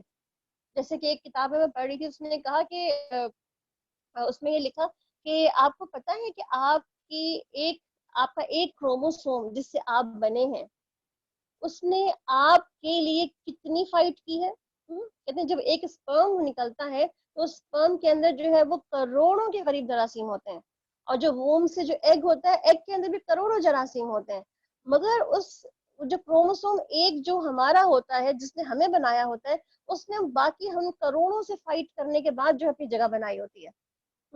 تو کہتے ہیں کہ آپ جب ہم کہتے ہیں نا وائی می، یا ہم یہ کہہ رہے ہوتے ہیں کہ اللہ تعالیٰ میں محروم رہ گئی سب چیزوں سے، تو سوچیں کہ آپ کی بینگ کو وجود میں لانے کے لیے اس پوری جو ابتدا سے ہی جو ہے باقاعدہ جنگ لڑی گئی ہے آپ کے لیے، آپ کو وجود میں لانے کے لیے۔ اس کے بعد آپ دیکھیں تمام پروسیس کو، اگر آپ غور سے دیکھیں، آپ کسی پروسیس کے ان بٹوین ویسٹ ہو سکتے تھے، کہیں بھی ضائع ہو سکتے تھے، مگر آپ ضائع نہیں، مسلسل جنگ چلی آ رہی ہے، ضائع نہیں ہوئے، ان دا اینڈ کہ آپ دنیا میں آگے ڈلیور ہو گئے۔ ڈلیور ہونے کے باوجود بھی آپ دیکھیں بہت سے حادثات بچوں کے ساتھ گزرتے رہتے ہیں، پھر بھی آپ ضائع نہیں ہوئے۔ اس کا مطلب ہے کہ کہتے ہیں نا کہ آپ کو پراؤڈ آف یور سیلف کہ آپ اچھے ایک صحیح ہیومن بینگ بن کے دنیا میں جی رہے ہیں، اور آپ کو شکر ادا کرنا چاہیے اللہ تعالیٰ کا اس بات کے اوپر بھی۔ تو کیا کہا جا رہا ہے یہاں پہ کہ تمام ہیومن جو ہے وہ دنیا میں اسی طریقے سے آ رہے ہوتے ہیں، اور کیا ہمیں اس بات کا شکر ادا کرتے ہیں کہ ہم دنیا میں آنے کا باعث بنے، ہم آ گئے دنیا میں، اب واٹ نیکسٹ ٹو می، میں اب مزید کیا کروں، دنیا میں تو آ گیا میں، میرے لیے تو بہت ایفرٹ کر دی، میری پوری تمام ہمارے جو اندر ہماری باڈی کے اندر جتنی بھی ساری ہماری فیکلٹی تھی، ان سب نے بڑا ورک آؤٹ کیا مجھے دنیا میں لانے کے لیے، اب میرا کیا فرض ہے، اب میں دنیا میں آ کے کیا کروں، تاکہ تم پوری جوانی کو پہنچو، یعنی کہ اس کے بعد جب پوری جوانی کو پہنچو تو پھر سوچو کہ تمہیں کرنا کیا ہے، اور تم میں سے کوئی پہلے ہی واپس بلا لیا جاتا ہے اور کوئی بدترین عمر کی طرف پھیر دیا جاتا ہے، تاکہ سب کچھ جاننے کے بعد بھی کچھ نہ جانے۔ مگر تم دیکھتے ہو کہ زمین سوکھی پڑی ہے، پھر جہاں اس نے بارش کی تو وہ پھول گئی اور پھبک اٹھی، اور اس نے ہر قسم کی خوش منظر نباتات اگلنی شروع کر دی۔ یہ سب کچھ اس وجہ سے ہوا کہ اللہ ہی برحق ہے، اور وہ مردوں کو زندہ کرتا ہے، ہر چیز پر قادر ہے، اور یہ کہ قیامت کی گھڑی آ کر رہے گی، اس میں کوئی شک کی گنجائش نہیں۔ اللہ ضرور ان لوگوں کو اٹھائے گا جو قبروں میں جا چکے ہیں، یعنی قبر میں جا چکے ہیں، یہ مت سوچیں کہ دنیا اینڈ، زندگی اینڈ، سب کچھ اینڈ نہیں، وہاں تو ابھی اسٹارٹ ہے، نیو اسٹارٹ ہے۔ وَمِنَ النَّاسِ مَن يُجَادِلُ فِي اللَّهِ بِغَيْرِ عِلْمٍ وَلَا هُدًى وَلَا كِتَابٍ مُنِيرٍ۔ بعض لوگ ایسے ہیں جو کسی علم اور ہدایت اور روشنی بخشنے والی کتاب کے بغیر گردن اکڑائے ہوئے اللہ کے بارے میں جھگڑتے ہیں، تاکہ لوگوں کو سیدھی راہ سے بھٹکائیں۔ ایسے شخص کے لیے دنیا میں رسوائی اور قیامت کے روز کو ہم آگ کے عذاب کا مزہ چکھائیں گے۔ یہ ہے تمہارا وہ مستقبل جو تمہارے اپنے ہاتھوں نے تمہارے لیے تیار کیا ہے، ورنہ اللہ اپنے بندوں پر ظلم کرنے والا نہیں۔ وَمِنَ النَّاسِ مَن يَعْبُدُ اللَّهَ عَلَى حَرْفٍ، اور لوگوں میں سے کوئی ایسا ہے جو کنارے پر رہ کر اللہ کی بندگی کرتا ہے، یعنی کہ ایج پر رہ کر عبادت کرتا ہے، اچھا ملا تو اٹس اوکے انٹر ہو جاؤں گا، اور اچھا نہیں ملا تو اٹس اوکے باہر ہو جاؤں گا، اگر فائدہ ہوا تو مطمئن ہو گیا، اور جب مصیبت آ گئی تو الٹا پھر گیا، اس کی دنیا بھی گئی اور آخرت بھی گئی۔ یہ کھلا خسارہ ہے۔ پھر وہ اللہ کو چھوڑ کر ان کو پکارتا ہے جو نہ ان کو نقصان پہنچا سکتے ہیں اور نہ ہی فائدہ، یعنی کہ ایسے کو پکار رہا ہے جو کچھ بھی نہیں دے سکتے۔ اور منافق کی مثال بھی تو ایسی ہے نا کہ وہ ایج پہ رہ کر عبادت کرتا ہے، جب اچھا ملنے لگتا ہے تو اسلام کرنے لگتا ہے، اور جہاں اس کے اوپر آزمائشیں آتی ہیں تو وہیں پر وہ اسلام کو کہتا ہے کہ چھوڑو، مجھے سے باہر نکالو۔ یہ ہے گمراہی کی انتہا۔ وہ ان کو پکارتا ہے جن کا نقصان ان کے نفع سے قریب تر ہے، بدترین ہے اس کا مولا، بدترین ہے اس کا رفیق۔ اللہ ان لوگوں کو اللہ ان لوگوں کو جو ایمان لائے ہیں اور جنہوں نے نیک عمل کیے ہیں یقیناً ایسی جنتوں میں داخل کرے گا جن کے نیچے نہریں بہ رہی ہوں گی. اللہ کرتا ہے جو چاہتا ہے. جو شخص یہ گمان رکھتا ہے کہ اللہ دنیا اور آخرت میں کوئی مدد نہ کرے گا اس کی، اسے چاہیے کہ ایک رسی کے ذریعے سے آسمان تک پہنچ کر شگاف لگائے، پھر دیکھے کہ آیا اس کی تدبیر کسی ایسی چیز کو رد کر سکتی ہے جو اس کو ناگوار گزرے. یعنی کہ جو اس کی قسمت میں لکھا ہوا ہے کیا اس میں سے کوئی چیز چل سکتی ہے؟ اگر وہ چاہے کہ اوپر چلا بھی جائے تو بھی. ایسی ہی کھلی باتوں کے ساتھ ہم نے اس قرآن کو نازل کیا ہے، اور اللہ جسے ہدایت دینا چاہے وہ ہدایت دے دیتا ہے. اس کا مطلب کیا ہے کہ ہمارے بہت سارے بیکار کے عموماً غلط مطالبات اور ہوتے ہیں نا کہ اللہ تعالیٰ یہ کیوں نہیں کر دیتا، یہ کیوں نہیں دکھا دیتا. تو اللہ کی مرضی ہے، اللہ دکھائے یا نہ دکھائے. اگر ہمیں بلیو کرنا ہے تو کریں، نہیں کرنا تو نہ کریں. اللہ کو کیا جاتا ہے اس سے. ان الذین آمنوا، جو لوگ ایمان لائے اور جو یہودی ہو گئے اور جو صابی اور نصارہ ہیں اور جو مجوس ہیں جنہوں نے شرک کیا، سب کے درمیان اللہ قیامت کے روز فیصلہ کر دے گا. ہر چیز اللہ کی نظر میں ہے. کیا تم دیکھتے نہیں ہو کہ اللہ کے آگے سربر سجود ہے وہ سب جو آسمانوں میں ہے اور جو زمین میں ہے، سورج اور چاند، تارے، پہاڑ اور درخت اور جانور، سب بہت سے انسان، بہت سے دوسرے لوگ اور بھی جو عذاب کے مستحق ہو چکے ہیں. اور جسے اللہ ذلیل و خوار کر دے اسے پھر کوئی عزت دینے والا نہیں. اللہ کرتا ہے جو کچھ بھی وہ چاہتا ہے. یعنی کہ تم اللہ کے لیے سجدوں کی کثرت نہ کرو تو اللہ کو ضرورت نہیں ہے سجدوں کی کثرت کی، کیونکہ سجدے تو اللہ سبحانہ تعالیٰ کے لیے بہت یعنی کہ پوری کائنات سجدہ سجود میں ہے. جیسے پیچھے ہم نے بات کی کہ سارے فرشتے سجدے میں ہیں، تو اللہ کے لیے اگر تم سجدہ نہ کرو تو نہ کرو. حدیث میں آتا ہے کہ تم پر اللہ کے لیے سجدوں کی کثرت لازم ہے. جب تم سجدہ کرتے ہو تو اللہ تمہارا ایک درجہ بڑھا دیتا ہے اور ایک خطا مٹا دیتا ہے. ایک اور حدیث میں آتا ہے کہ ایک شخص شہید ہوا اور دوسرا طبعی موت مرا. جو طبعی موت مرا تھا وہ 1 سال کے بعد مرا، تو اس کو ایک شخص نے خواب میں دیکھا کہ جنت میں وہ پہلے جا رہا ہے اور شہید بعد میں. تو انہوں نے آپ صلی اللہ علیہ وسلم سے پوچھا، یا اللہ کے رسول صلی اللہ علیہ وسلم، ہم تو یہ سمجھتے تھے کہ شہید کے بڑے درجے ہوتے ہیں، اور یہاں تو میں نے یہ خواب میں دیکھا. تو آپ نے فرمایا کہ کیا تم نے یہ نہیں سوچا کہ وہ جو شخص طبعی موت مرا وہ 1 سال زندہ رہا، 1 سال میں اس نے کتنی نمازیں پڑھی، کتنے روزے رکھے، کتنی عبادتیں کی، کتنے اچھے اچھے کام کیے، تو مطلب اس کا رتبہ بڑھے گا نہیں. اس کا مطلب ہے کہ ہر دن قیمتی ہے. ہر دن جو ہم کچھ کر رہے ہوتے ہیں وہ قیمت رکھتا ہے. یعنی کہ ہر دن اپنے دن کو یوٹیلائز کریں. آج کا دن ہمیں ملا ہے تو ہم اس کو فل یوٹیلائز کریں، اس میں سے کیا لے سکتے ہیں. بہرحال تو یہاں پہ ہمیں کیا پتہ چلتا ہے کہ کائنات کی ہر چیز سجدہ کر رہی ہے. جیسے آپ صلی اللہ علیہ وسلم سے ایک دفعہ ایک صحابی سے آپ سے پوچھا نا کہ وہ کچھ آپ کی ہیلپ کرتے تھے وضو وغیرہ کروانے میں، تو آپ نے ان سے پوچھا کہ تم مانگو کیا مانگتے ہو، تو انہوں نے کہا آپ کا ساتھ چاہیے جنت میں. تو انہوں نے دوبارہ پوچھا کہ آپ صلی اللہ علیہ وسلم نے، انہوں نے پھر بھی یہی جواب دیا. تو آپ صلی اللہ علیہ وسلم کو کیا ایڈوائز کیا تھا؟ اچھا سجدوں کی کثرت سے میری مدد کرنا، یہ تم سجدے زیادہ کرنا تاکہ میں تمہاری سفارش کر سکوں. کوئی عزت دینے والا نہیں. اللہ جو کرتا ہے صحیح کرتا ہے، لیکن جو چاہتا ہے وہ کرتا ہے. یہ دو فریق ہے جن کے درمیان اپنے رب کے معاملے میں جھگڑا ہے کہ ان میں سے وہ لوگ جنہوں نے کفر کیا ان کے لیے آگ کے لباس کاٹے جا چکے ہیں اور ان کے سروں پہ کھولتا ہوا پانی ڈالا جائے گا جس میں ان کی کھالیں ہی نہیں پیٹ کے اندر کے حصے تک گل جائیں گے. ان کی خبر لینے کے لیے لوہے کے گرز ہوں گے جو کبھی وہ جہنم سے گھبرا کر نکلنے کی کوشش کریں گے پھر اسی میں دھکیل دیے جائیں گے کہ چکھو اب جلنے کا مزہ. اللہم اجرنا من النار. دوسری طرف جو لوگ ایمان لائے ہوں گے جنہوں نے نیک عمل کیے ہوں گے ان کو اللہ ایسی جنتوں میں داخل کرے گا جن کے نیچے نہریں بہ رہی ہوں گی. وہاں سونے کے کنگنوں اور موتیوں سے آراستہ کیے جائیں گے. ان کے لباس ریشم کے ہوں گے اور وہ پاکیزہ بات قبول کرنے کی ان کو ہدایت بخشی گئی تھی اور انہیں اللہ سبحانہ تعالیٰ کا راستہ دکھا دیا گیا تھا. جن لوگوں نے کفر کیا اور جو لوگ آج اللہ کے راستے سے روک رہے ہیں وہ اس مسجد حرام کی زیارت سے جسے ہم نے لوگوں کے لیے بنائے ہیں جس میں مقامی باشندوں اور باہر سے آنے والوں کے حقوق برابر ہیں، اور اس مسجد میں جو بھی راستے سے ہٹ کر کے ظلم کا طریقہ اختیار کرے گا اسے ہم دردناک عذاب کا مزہ چکھائیں گے.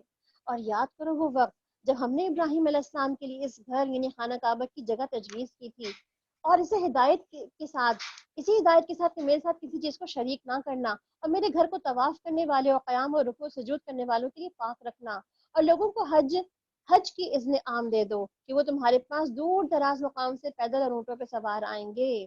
یعنی کہ حج کے سفر کی بات ہو رہی ہے یہاں پہ کہ کہتے ہیں نا کہ طے در پہ حج جو اور عمرہ جو ہے وہ فقر کو دور کرتا ہے انسان کی، اور روحانی اور جسمانی صحت کے لیے بھی حج اور عمرہ جو ہے وہ بہترین ہے. آپ نے فرمایا کہ میری امت کے اچھے اور برے اعمال مجھ پر پیش کیے گئے. اچھے اعمال یہ تھے کہ راستے کی تکلیف دہ چیزوں کو ہٹا دینا، اور برے اعمال میں سے مسجد میں تھوکنا بھی ایک برا اعمال تھا، یعنی کہ ایسی جگہوں پہ جہاں پہ اللہ کا نام لیا جاتا ہے وہاں پہ تھوکنا یا گندگی کرنا یہ بھی جو ہے برے کام ہے، اس لیے ایسی گندگی بھی نہیں کرنی چاہیے۔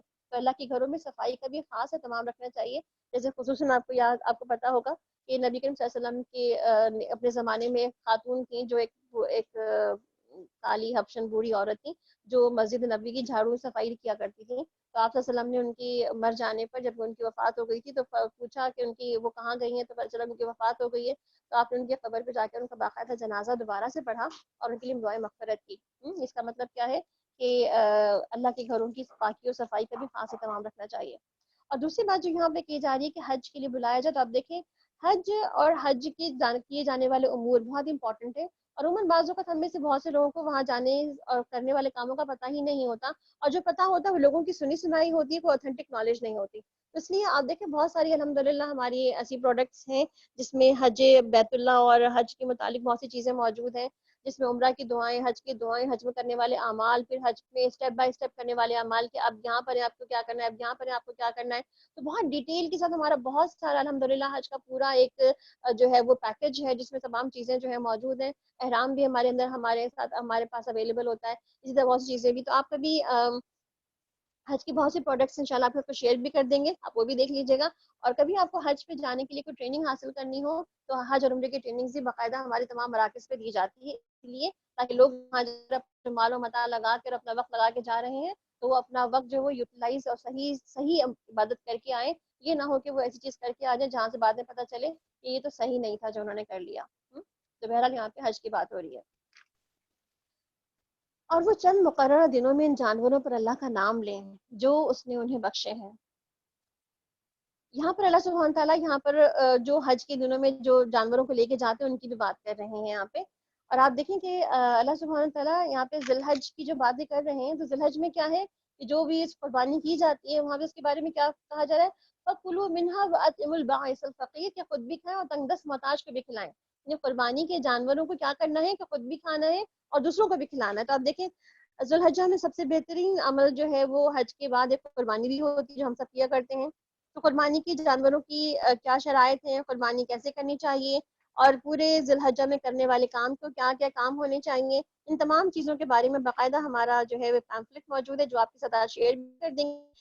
تدبیرات ہیں، اس کے علاوہ اس میں آپ صلی اللہ علیہ وسلم نے جو ہمیں کرنے کے لیے کام بتائے عشرہ ذی الحجہ میں کہ 10 دنوں میں کیا کیا کام کیے جائیں گے وہ بھی ہیں، اور انشاءاللہ العزیز ہمارا بھی پلان ہے کچھ حج کے شمع میں کوئی پروگرام آفر کرنے کا، تو انشاءاللہ کیپ ان ٹچ رہیے گا اور گروپ کو چھوڑ کے مت جائیے گا انشاءاللہ، تاکہ پھر ہم آپ کو کوئی بھی نیو اپڈیٹس جو ہے آئندہ آنے والے کورسز کے متعلق آپ کو دے سکیں یہیں پر ہی انشاءاللہ۔ پھر اپنا محل کو چل دور کریں اور اپنی نظریں پوری کریں اور اس قدیم گھر کا طواف کریں، یعنی کہ خانہ کعبہ کا طواف کرنے کی بات ہو رہی ہے۔ اور قدیم گھر کیوں کہا جائے، سب سے پرانا اور سب سے پہلا گھر جو زمین پہ بنایا گیا تھا وہ خانہ کعبہ ہی تھا، اور تعمیر کعبہ کا مقصد تو یہ ہے کہ جو کوئی اللہ کی قائم کردہ حرمتوں کا احترام کرے تو یہ رب کے نزدیک خود اسی کے لیے بہتر ہے۔ اب تمہارے لیے مویشی جانور حلال کیے گئے ہیں، تو ماں سوا ان چیزوں کے جو تمہیں بتائی جا چکی ہیں ان بتوں کی گندگی سے بچو اور جھوٹی باتوں سے پرہیز کرو، یکسو ہو کر اللہ کے بندے بن جاؤ اور اس کے ساتھ کسی کو شریک نہ ٹھہراؤ، جو کہ تمہارے ساتھ شرک کرے تو گویا وہ آسمان سے گر گیا، اب یا تو اسے پرندے اچک لے جائیں یا ہوا اس کو ایسی جگہ لے جا کے پھینک دیں جہاں اس کی چیتڑے بھی اڑ جائیں۔ اور یہ ہے اصل معاملہ، جو اللہ کے مقرر کردہ شاعر کا احترام کرے تو یہ دلوں کی تقویٰ میں سے ہے، اور شاعر اللہ کیا ہے، تمام چیزیں جو ہم نے ابھی دیکھی ہیں کہ یہ قربانی کے جانور بھی شاعر ہیں، قربانی کے دن جو ہے ذی الحجہ کے یہ بھی شاعر ہیں، پھر جو اس میں جو چیزیں ہم کر رہے ہوتے ہیں نیک کام اور جو بھی نیک عمل وہ سب بھی شاعر اللہ ہیں، تو اللہ تعالیٰ یہاں پہ کیا فرما رہے ہیں کہ ان شاعروں کا احترام بھی کرنا ضروری ہے۔ لکم فیہا منافع الی اجل مسمی، اور تمہیں ایک وقت مقرر دن تک ہدی کے جانوروں سے فائدہ اٹھانے کا حق حاصل ہے، پھر ان کی قدیم جگہ ان کے گھر اللہ کے گھر کے پاس ہی ہے، یعنی ان کے قربان کرنے کی جگہ، یعنی کہ فائدہ کیا اٹھا سکتے ہیں، قربانی کے جانور پہ ہم سوار ہو کر کے گھر آ سکتے ہیں اپنے، یا اگر ہم سفر کر رہے ہیں تو سفر کر کے جا سکتے ہیں قربانی کے جانور کو لے کر کے، اور پھر بعد میں سے وہ قربان بھی کر سکتے ہیں۔ ہر امت کے لیے ہم نے قربانی کا ایک قاعدہ مقرر کر دیا ہے تاکہ لوگ ان جانوروں پر اللہ کا نام لیں جو اس نے ان کو بخشے ہیں، یعنی کہ جو جانور ہیں ان کے لیے اللہ کا نام لے کر ان کو ذبح کیا جائے. قربانی کے طریقے بھی سارے کے سارے موجود ہیں کہ کس طرح ان کی کیا دعا ہو سکتی ہے پڑھنے کی اس قربانی کرنے کی, قربانی کی جانوروں کے بارے میں کیا ڈیٹیلز ہیں, یہ سب کچھ آپ کو اللہ کی ویب سائٹ پہ مل جائے گا. قربانی کے اوپر بہت ساری ایسے جو ہے وہ آتھینٹک لیکچرز اور اس کے پروڈکٹس بھی موجود ہیں, اور باقاعدہ سورسز موجود ہیں کہ آپ قربانی اگر کروانا چاہتے ہیں تو بھی باقاعدہ اس کے سورسز موجود ہیں کہ آپ یہاں پہ اپنا پیسہ بیچ سکتے ہیں اور قربانی کروا سکتے ہیں. بہرحال تمہارا الہ تو بس ایک ہی الہ ہے اور تم اسی کے مطیع و فرمان بنو. اور اے نبی صلی اللہ علیہ وسلم بشارت دے دو عاجزانہ روش اختیار کرنے والوں کے, مخبتین کو جو ہے وہ بشارت دے دو. مخبتین کون لوگ ہوتے ہیں؟ مخبتین جو لوگ ہوتے ہیں ان میں 4 صفات پائی جاتی ہیں. نمبر 1 نماز قائم کرتے ہیں, نمبر 2 اپنے مال سے لوگوں کے لیے خرچ کرتے ہیں, نمبر 3 صبر کرتے ہیں یعنی صبر اور برداشت کرتے ہیں مشکلات پہ, اور نمبر 4 اللہ کا ذکر دل کی حاضری کے ساتھ کرتے ہیں. تو یہ مخبتین ہے. تو اللہ تعالیٰ ہمیں بھی مخبتین میں شامل کرے, کیونکہ آگے آیات میں ان کا ذکر پورا موجود ہے. اگر آپ نے لکھی نہیں بات تو کوئی بات نہیں ہے. الذين إذا ذكر الله وجلت قلوبهم والصابرين على ما أصابهم والمقيم الصلاة ومما رزقناهم ينفقون. جن کا حال یہ ہے کہ اللہ کا ذکر سنتے ہیں تو ان کے دل کانپ اٹھتے ہیں, جو مصیبت بھی ان پہ اترتی ہے اس پہ صبر کرتے ہیں, نماز قائم کرتے ہیں اور جو کچھ رزق ہم نے ان کو دیا اس میں سے خرچ کرتے ہیں. اور قربانی کے اونٹوں کو ہم نے تمہارے لیے شاعر اللہ میں شامل کیا اور تمہارے لیے ان کے اندر بھلائی ہے, بس انہیں کھڑا کر کے ان پر اللہ کا نام لو. یعنی کہ ہمیں پتہ ہے نا کہ اونٹ کو کھڑا کر کے ہم اس کو نہر کرتے ہیں, یعنی کہ لٹا کے زبانی کرتے ہیں اس کو, اور جب قربانی کے بعد ان کی پیٹھیں زمین پر ٹک جائیں تو ان میں سے خود بھی کھاؤ اور ان کو بھی کھلاؤ جو قناعت کیے بیٹھے ہیں, اور ان کو بھی جو اپنی حاجت پیش کریں. ان جانوروں کو ہم نے اس طرح تمہارے لیے مسخر کیا تاکہ تم شکر ادا کرو. نہ ان کی گوشت اللہ کو پہنچتے نہ ہی خون, مگر اللہ کو تقویٰ پہنچتا ہے. یعنی قربانی کرنے والے سارے لوگ کان کھول کر سن لیں, کوئی بڑے بڑے مہنگے مہنگے جانوروں کی قربانی جو ہے وہ اللہ کو نہیں پہنچتی. آپ جتنی سنسیئرٹی کے ساتھ جو قربانی, جو آپ کی نیت اور اخلاص ہوتا ہے اللہ کو وہ پہنچتا ہے, جس میں آپ اپنی لوگوں کو بتاتے بھی نہیں کہ آپ نے کتنے کا جانور لیا تھا اور آپ نے جو ہے وہ کتنا خرچ کیا, اس کی تصویریں نکال نکال کے ویب سائٹ پہ اور فیس بک پہ نہیں ڈالتے. تو یہ ساری چیزیں جو ہے وہ دیکھنے والی ہیں کہ آپ اپنی نعمت کو اللہ تعالیٰ صرف اللہ کے لیے کیے ہوئے کام کو کتنا چھپا کر رکھتے ہیں, کہ اس نے تمہارے لیے اس طرح مسخر کیا ہے کہ تاکہ, اور اس نے تمہارے لیے اسی طرح مسخر کیا, یعنی کہ آپ دیکھیں نا وہ جانور جو ہے ہمارے لیے زمین پر لیٹ کے کیسے بڑے سے بڑے ہاتھی ٹائپ کا بھی جو بیل ہوتا ہے قربان ہونے کے لیے تیار ہو کے لیٹ جاتا ہے, تو یہ بھی مسخر ہونا ہی بات ہے نا, تاکہ اس کی بخشی ہوئی ہدایت پر تم اس کی تکبیر کرو. اور اے نبی صلی اللہ علیہ وسلم بشارت دے دو نیکوکار لوگوں کو, یعنی کہ آپ دیکھیں انہیں عشرہ ذی الحجہ میں ہم تکبیرات بھی پڑھ رہے ہوتے ہیں نا, اللہ اکبر لا الہ الا اللہ واللہ اکبر اللہ اکبر وللہ الحمد. تو یہ تکبیرات کی بھی بات ہو رہی ہے یہاں پہ. یقیناً اللہ مدافعت کرتا ہے ان لوگوں کی طرف سے جو ایمان لائے ہیں, یقیناً اللہ کسی خائن کافر نعمت کو پسند نہیں کرتا. اجازت دے دی گئی ان لوگوں کو جن کے خلاف جنگ کی جا رہی ہے, کیونکہ وہ مظلوم ہے اور اللہ یقیناً ان کی مدد پر قادر ہے. یہ وہ لوگ ہیں جو اپنے گھروں سے ناحق نکال دیے گئے صرف اس قصور پر کہ وہ کہتے ہیں کہ اللہ ہمارا رب ہے. اگر اللہ لوگوں کو ایک دوسرے کے ذریعے سے دفع نہ کرتا, یہ دور نہ کرتا, تو خانقاہیں, گرجا گھر, معبد خانے اور مسجدیں جن میں کثرت سے اللہ کا نام لیا جاتا ہے سب کے ساتھ مسمار کر ڈالی جاتی ہیں. اللہ ضرور ان لوگوں کی مدد کرے گا جو اس کی مدد کریں گے. وَلِيَنْصُرُنَّ اللَّهَ مَن يَنْصُرُهُ. زبردست بات ہے یہاں پہ اللہ تعالیٰ کی. آپ اللہ کی مدد کریں. اگر آپ کو مددگار چاہیے, اگر آپ کو ریسورسز چاہیے, آپ کو انرجیز چاہیے, آپ کو اپنے وقت میں برکتیں چاہیے, آپ اللہ کی مدد کریں. اللہ آپ کو ان سب کا ریٹرن بیک دے گا. اللہ بڑا طاقتور ہے, بڑا زبردست. یہ وہ لوگ ہیں جنہیں اگر ہم زمین میں اقتدار بخشے تو وہ نماز قائم کریں گے, زکوٰۃ دیں گے اور معروف کا حکم دیں گے اور منکر سے منع کریں گے, اور تمام معاملات کا انجام کار اللہ کے ہی ہاتھ میں ہے. اے نبی صلی اللہ علیہ وسلم اگر وہ تمہیں جھٹلاتے ہیں تو ان سے پہلے قوم نوح اور عاد اور سمود اور قوم ابراہیم اور قوم لوط اور اہل مدین بھی جھٹلا چکے ہیں, اور موسیٰ السلام بھی جھٹلائے جا چکے, اور ان سب منکرین حق کو ہم نے پہلے مہلت دی اور پھر پکڑ لیا. اور دیکھ لو کہ میری سزا کیسی تھی, اور کتنی ہی ظالم بستیاں جن کو ہم نے تباہ کر دیا, اور کہ آج وہ اپنی چھتوں پر الٹی پڑی ہیں. کتنے ہی کنویں بیکار اور کتنی ہی قصر کھنڈر بنے ہوئے ہیں. کیا یہ لوگ زمین میں چلے پھرے نہیں؟ ان کے دل سمجھنے والے, ان کے کان سننے والے ہوتے تو حقیقت میں یہ ان کی آنکھیں اندھی نہیں ہوتی بلکہ ان کے دل اندھے ہو جاتے ہیں جو کہ سینوں میں ہے. یعنی اصل تو ہمارے دل کی آنکھ ہی بجھ جاتی ہے, جس کی بنا پر ہم کو حقیقت نظر نہیں آتی, عبرت نظر نہیں آتی, سبق سیکھ ہی نہیں سکتے, نصیحتیں قبول نہیں ہوتی ہمیں. یہ لوگ عذاب کے لیے جلدی مچا رہے ہیں, اللہ ہرگز اپنے وعدے کے خلاف نہ کرے گا، مگر تیرے رب کے ہاں ایک دن تیرے رب کے ہاں ایک دن اللہ کے شمار میں 1000 برس کے برابر ہوا کرتا ہے۔ کتنی ہی بستی ہیں جو ظالم تھیں اور ہم نے ان کو پہلی مہلت دی، پھر پکڑ لیا، اور سب کو واپس تو ہمارے پاس ہی آنا ہے۔ اے محمد صلی اللہ علیہ وسلم کہہ دو، میں تمہارے لیے صرف اور صرف وہ شخص ہوں جو صاف صاف خبردار کر دینے والا ہے۔ پھر ایمان لے آئیں گے اور نیک عمل کریں گے، ان کے لیے مغفرت اور عزت کی روزی ہے۔ جو ہماری آیات کو نیچا دکھانے کی کوشش کریں گے وہ دوزخ کے ساتھی ہیں۔ اے محمد صلی اللہ علیہ وسلم، تم سے پہلے ہم نے کوئی رسول ایسا نہیں بھیجا جس کے ساتھ یہ معاملہ پیش نہ آیا ہو کہ جب اس نے تمنا کی تو شیطان اس کی تمنا میں حائل ہو گیا، یعنی کہ خلل انداز ہو گیا، اور اس سے جو بھی شیطان خلل اندازیاں کرتا ہے اللہ اس کو مٹا دیتا ہے اور اپنی آیات کو پختہ کر دیتا ہے۔ اللہ علیم بھی ہے اور حکیم بھی، یعنی کہ بعض اوقات ہماری جو تمنائیں ہوتی ہیں نا، خواہشات، ان خواہشات کے پیچھے شیطان لگ جاتا ہے، اور وہ اگر وہ جائز ہے تو خیر ٹھیک ہے کہ جائز ہے، بعض اوقات وہ بھی پوری کروا دیتا ہے، مگر اسی طرح وہ ناجائز بھی بعض اوقات پوری کروا لیتا ہے۔ تو اس لیے ہمیں دیکھنے کی ضرورت ہے کہ ہم کس طرح شیطان خلل اندازی کرتا ہے ہماری اور ہماری اللہ کی باتوں کی تمناؤں میں، کیسے اپنا انٹرفیئر کرتا ہے، کیسے اپنی بات منوا کے نکل جاتا ہے تاکہ شیطان کی ڈالی ہوئی خرابی کو فتنہ بنا دے، اور ان لوگوں کے لیے جن کے دلوں کو روگ لگا ہوا ہے اور جن کے دل کھوٹے ہیں۔ حقیقت یہ کہ ظالم لوگ سرکشی میں بہت دور نکل گئے، یعنی کہ اتنی دور نکل گئے کہ اب سمجھنا سمجھانا بہت مشکل ہو گیا۔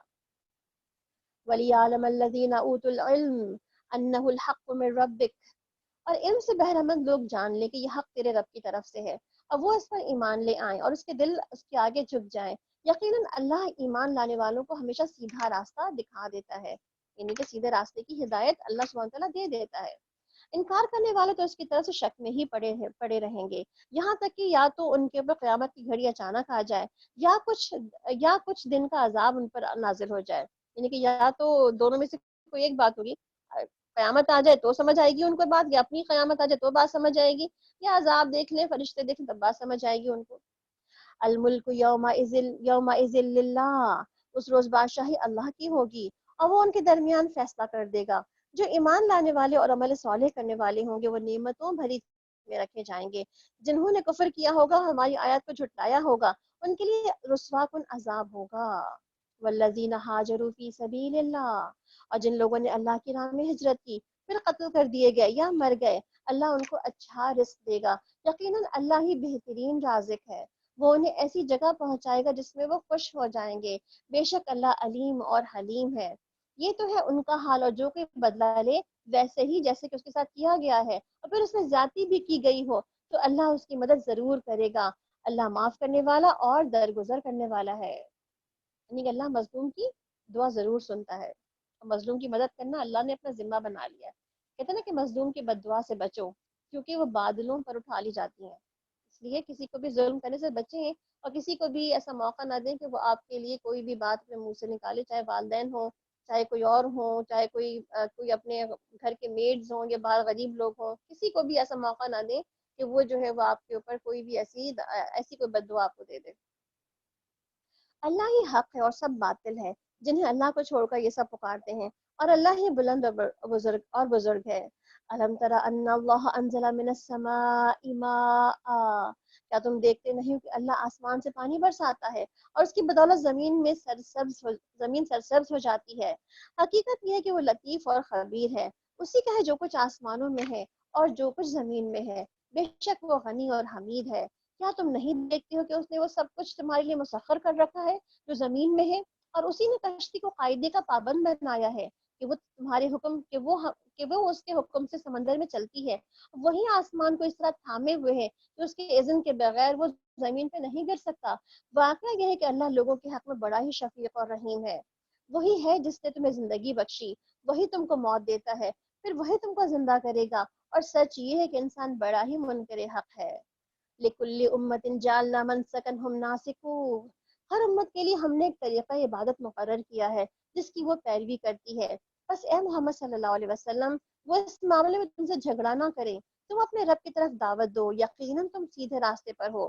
اگر وہ تم سے جھگڑیں تو کہہ دو کہ تم جو کچھ کر رہے ہو اللہ کو خوب معلوم ہے، اللہ قیامت کے روز تمہارے درمیان اور ان سب باتوں کا فیصلہ کر دے گا جن میں تم اختلاف کرتے رہے تھے، اور کیا تم جانتے نہیں کہ زمین اور آسمان کی ہر چیز اللہ کے علم میں ہے؟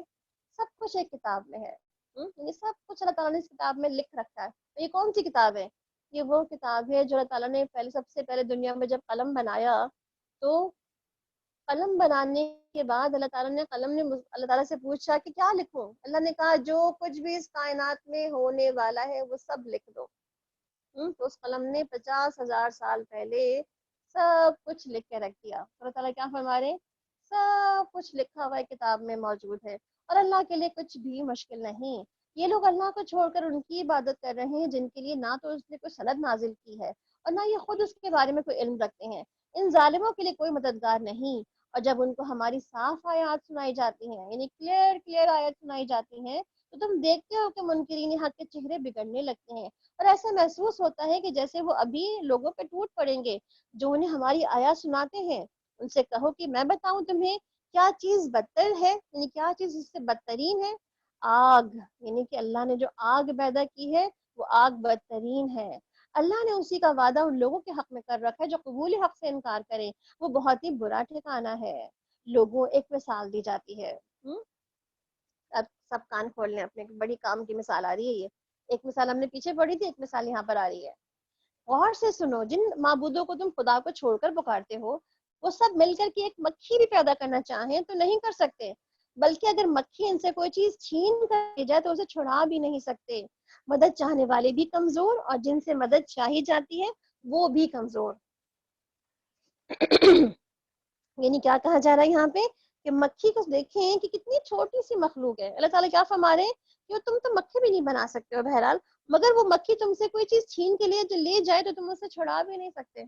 دیکھیں نا کتنی تیزی سے بھاگ رہی ہوتی ہے، مار رہی مکھی آپ نے، کتنا مشکل ہوتا ہے نا اس کو مارنا. تو اللہ تعالیٰ کیا فرما رہے ہیں کہ کر کے دیکھو تو صحیح ہے. اور آپ دیکھیں نا مکھی کی مثال نا اللہ تعالیٰ کا ایک چیلنج ہے، دیکھو تو صحیح. اگر تم مکھی سے وہ چیزیں چھڑا کے نکال لو کہ ٹھیک ہے تمہیں جو کھانے کے اوپر بیٹھی تھی تمہارے اور اپنے ہاتھوں پاؤں میں کھانا جو لگا کے لے گی اس کو تم نکال لو، چھڑا کے لے آؤ اس کے پاس سے، تو you can't do it because مکھی فوراً ہی اس کھانے کو جو ہے وہ اپنے جسم کا حصہ بنا لیتی ہے. تو آپ کر بھی نہیں سکتے، آپ چاہتے ہوئے بھی نہیں کر سکتے اس کو. ما قدر اللہ حق قدرہ ان اللہ لقوی عزیز. ان لوگوں نے اللہ کی قدر ہی نہ پہچانی جیسا کہ پہچاننے کا حق ہے. واقعہ یہ ہے کہ قوت اور عزت والا تو اللہ ہی ہے.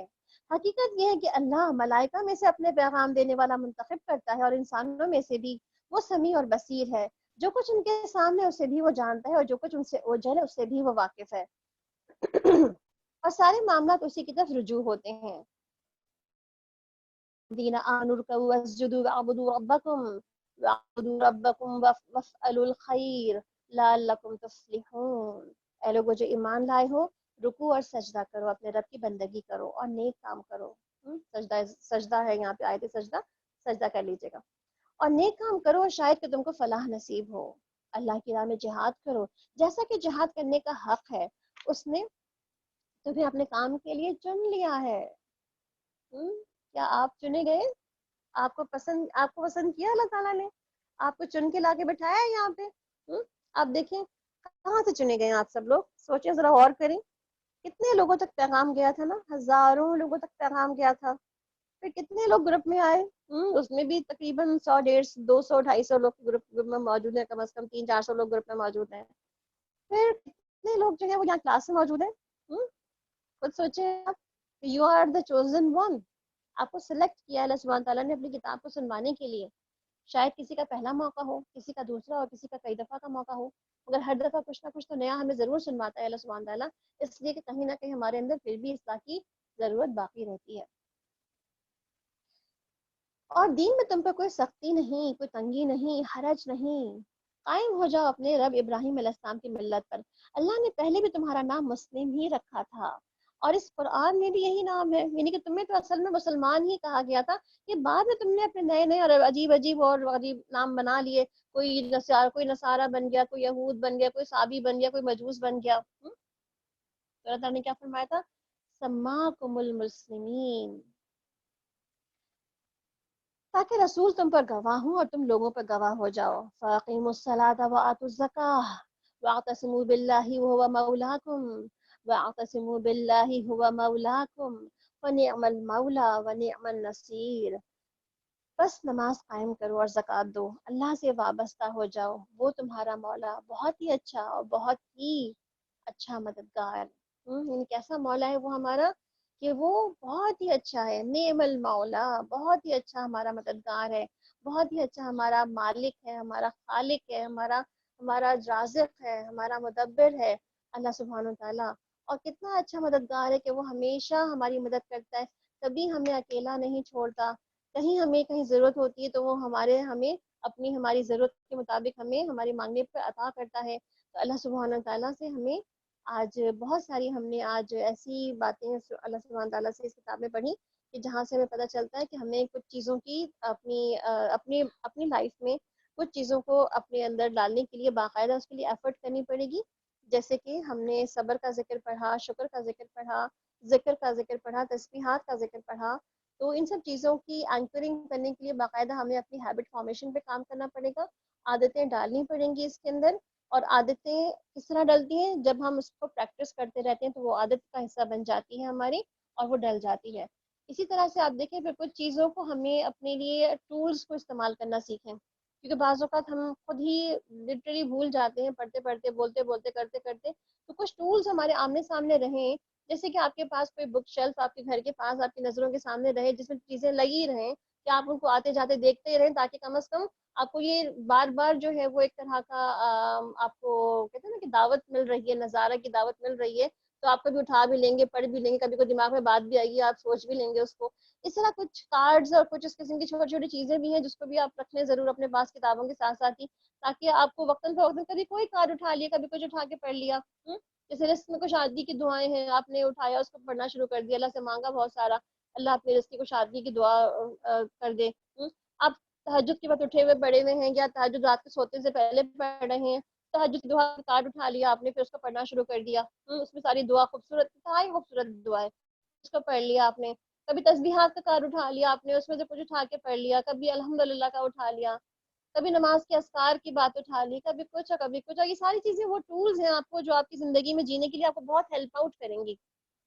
اور خوبصورت ترین دعاؤں میں سے اب دیکھیں نماز کی ایک دعا بہت ہی خوبصورت ہے، اللہ اکبر کبیرہ عدد الشفع والوتر وکلمات اللہ التامات الطیبات المبارکات، لا الہ الا اللہ عدد الشفع والوتر وکلمات اللہ التامات الطیبات المبارکات، یعنی کہ یہ دعا انتہائی نماز کے بعد کی خصوصاً دعا جو آپ صلی اللہ علیہ وسلم نے ہمیں بتائی کہ قبر میں نور ہوتا ہے اس دعا سے۔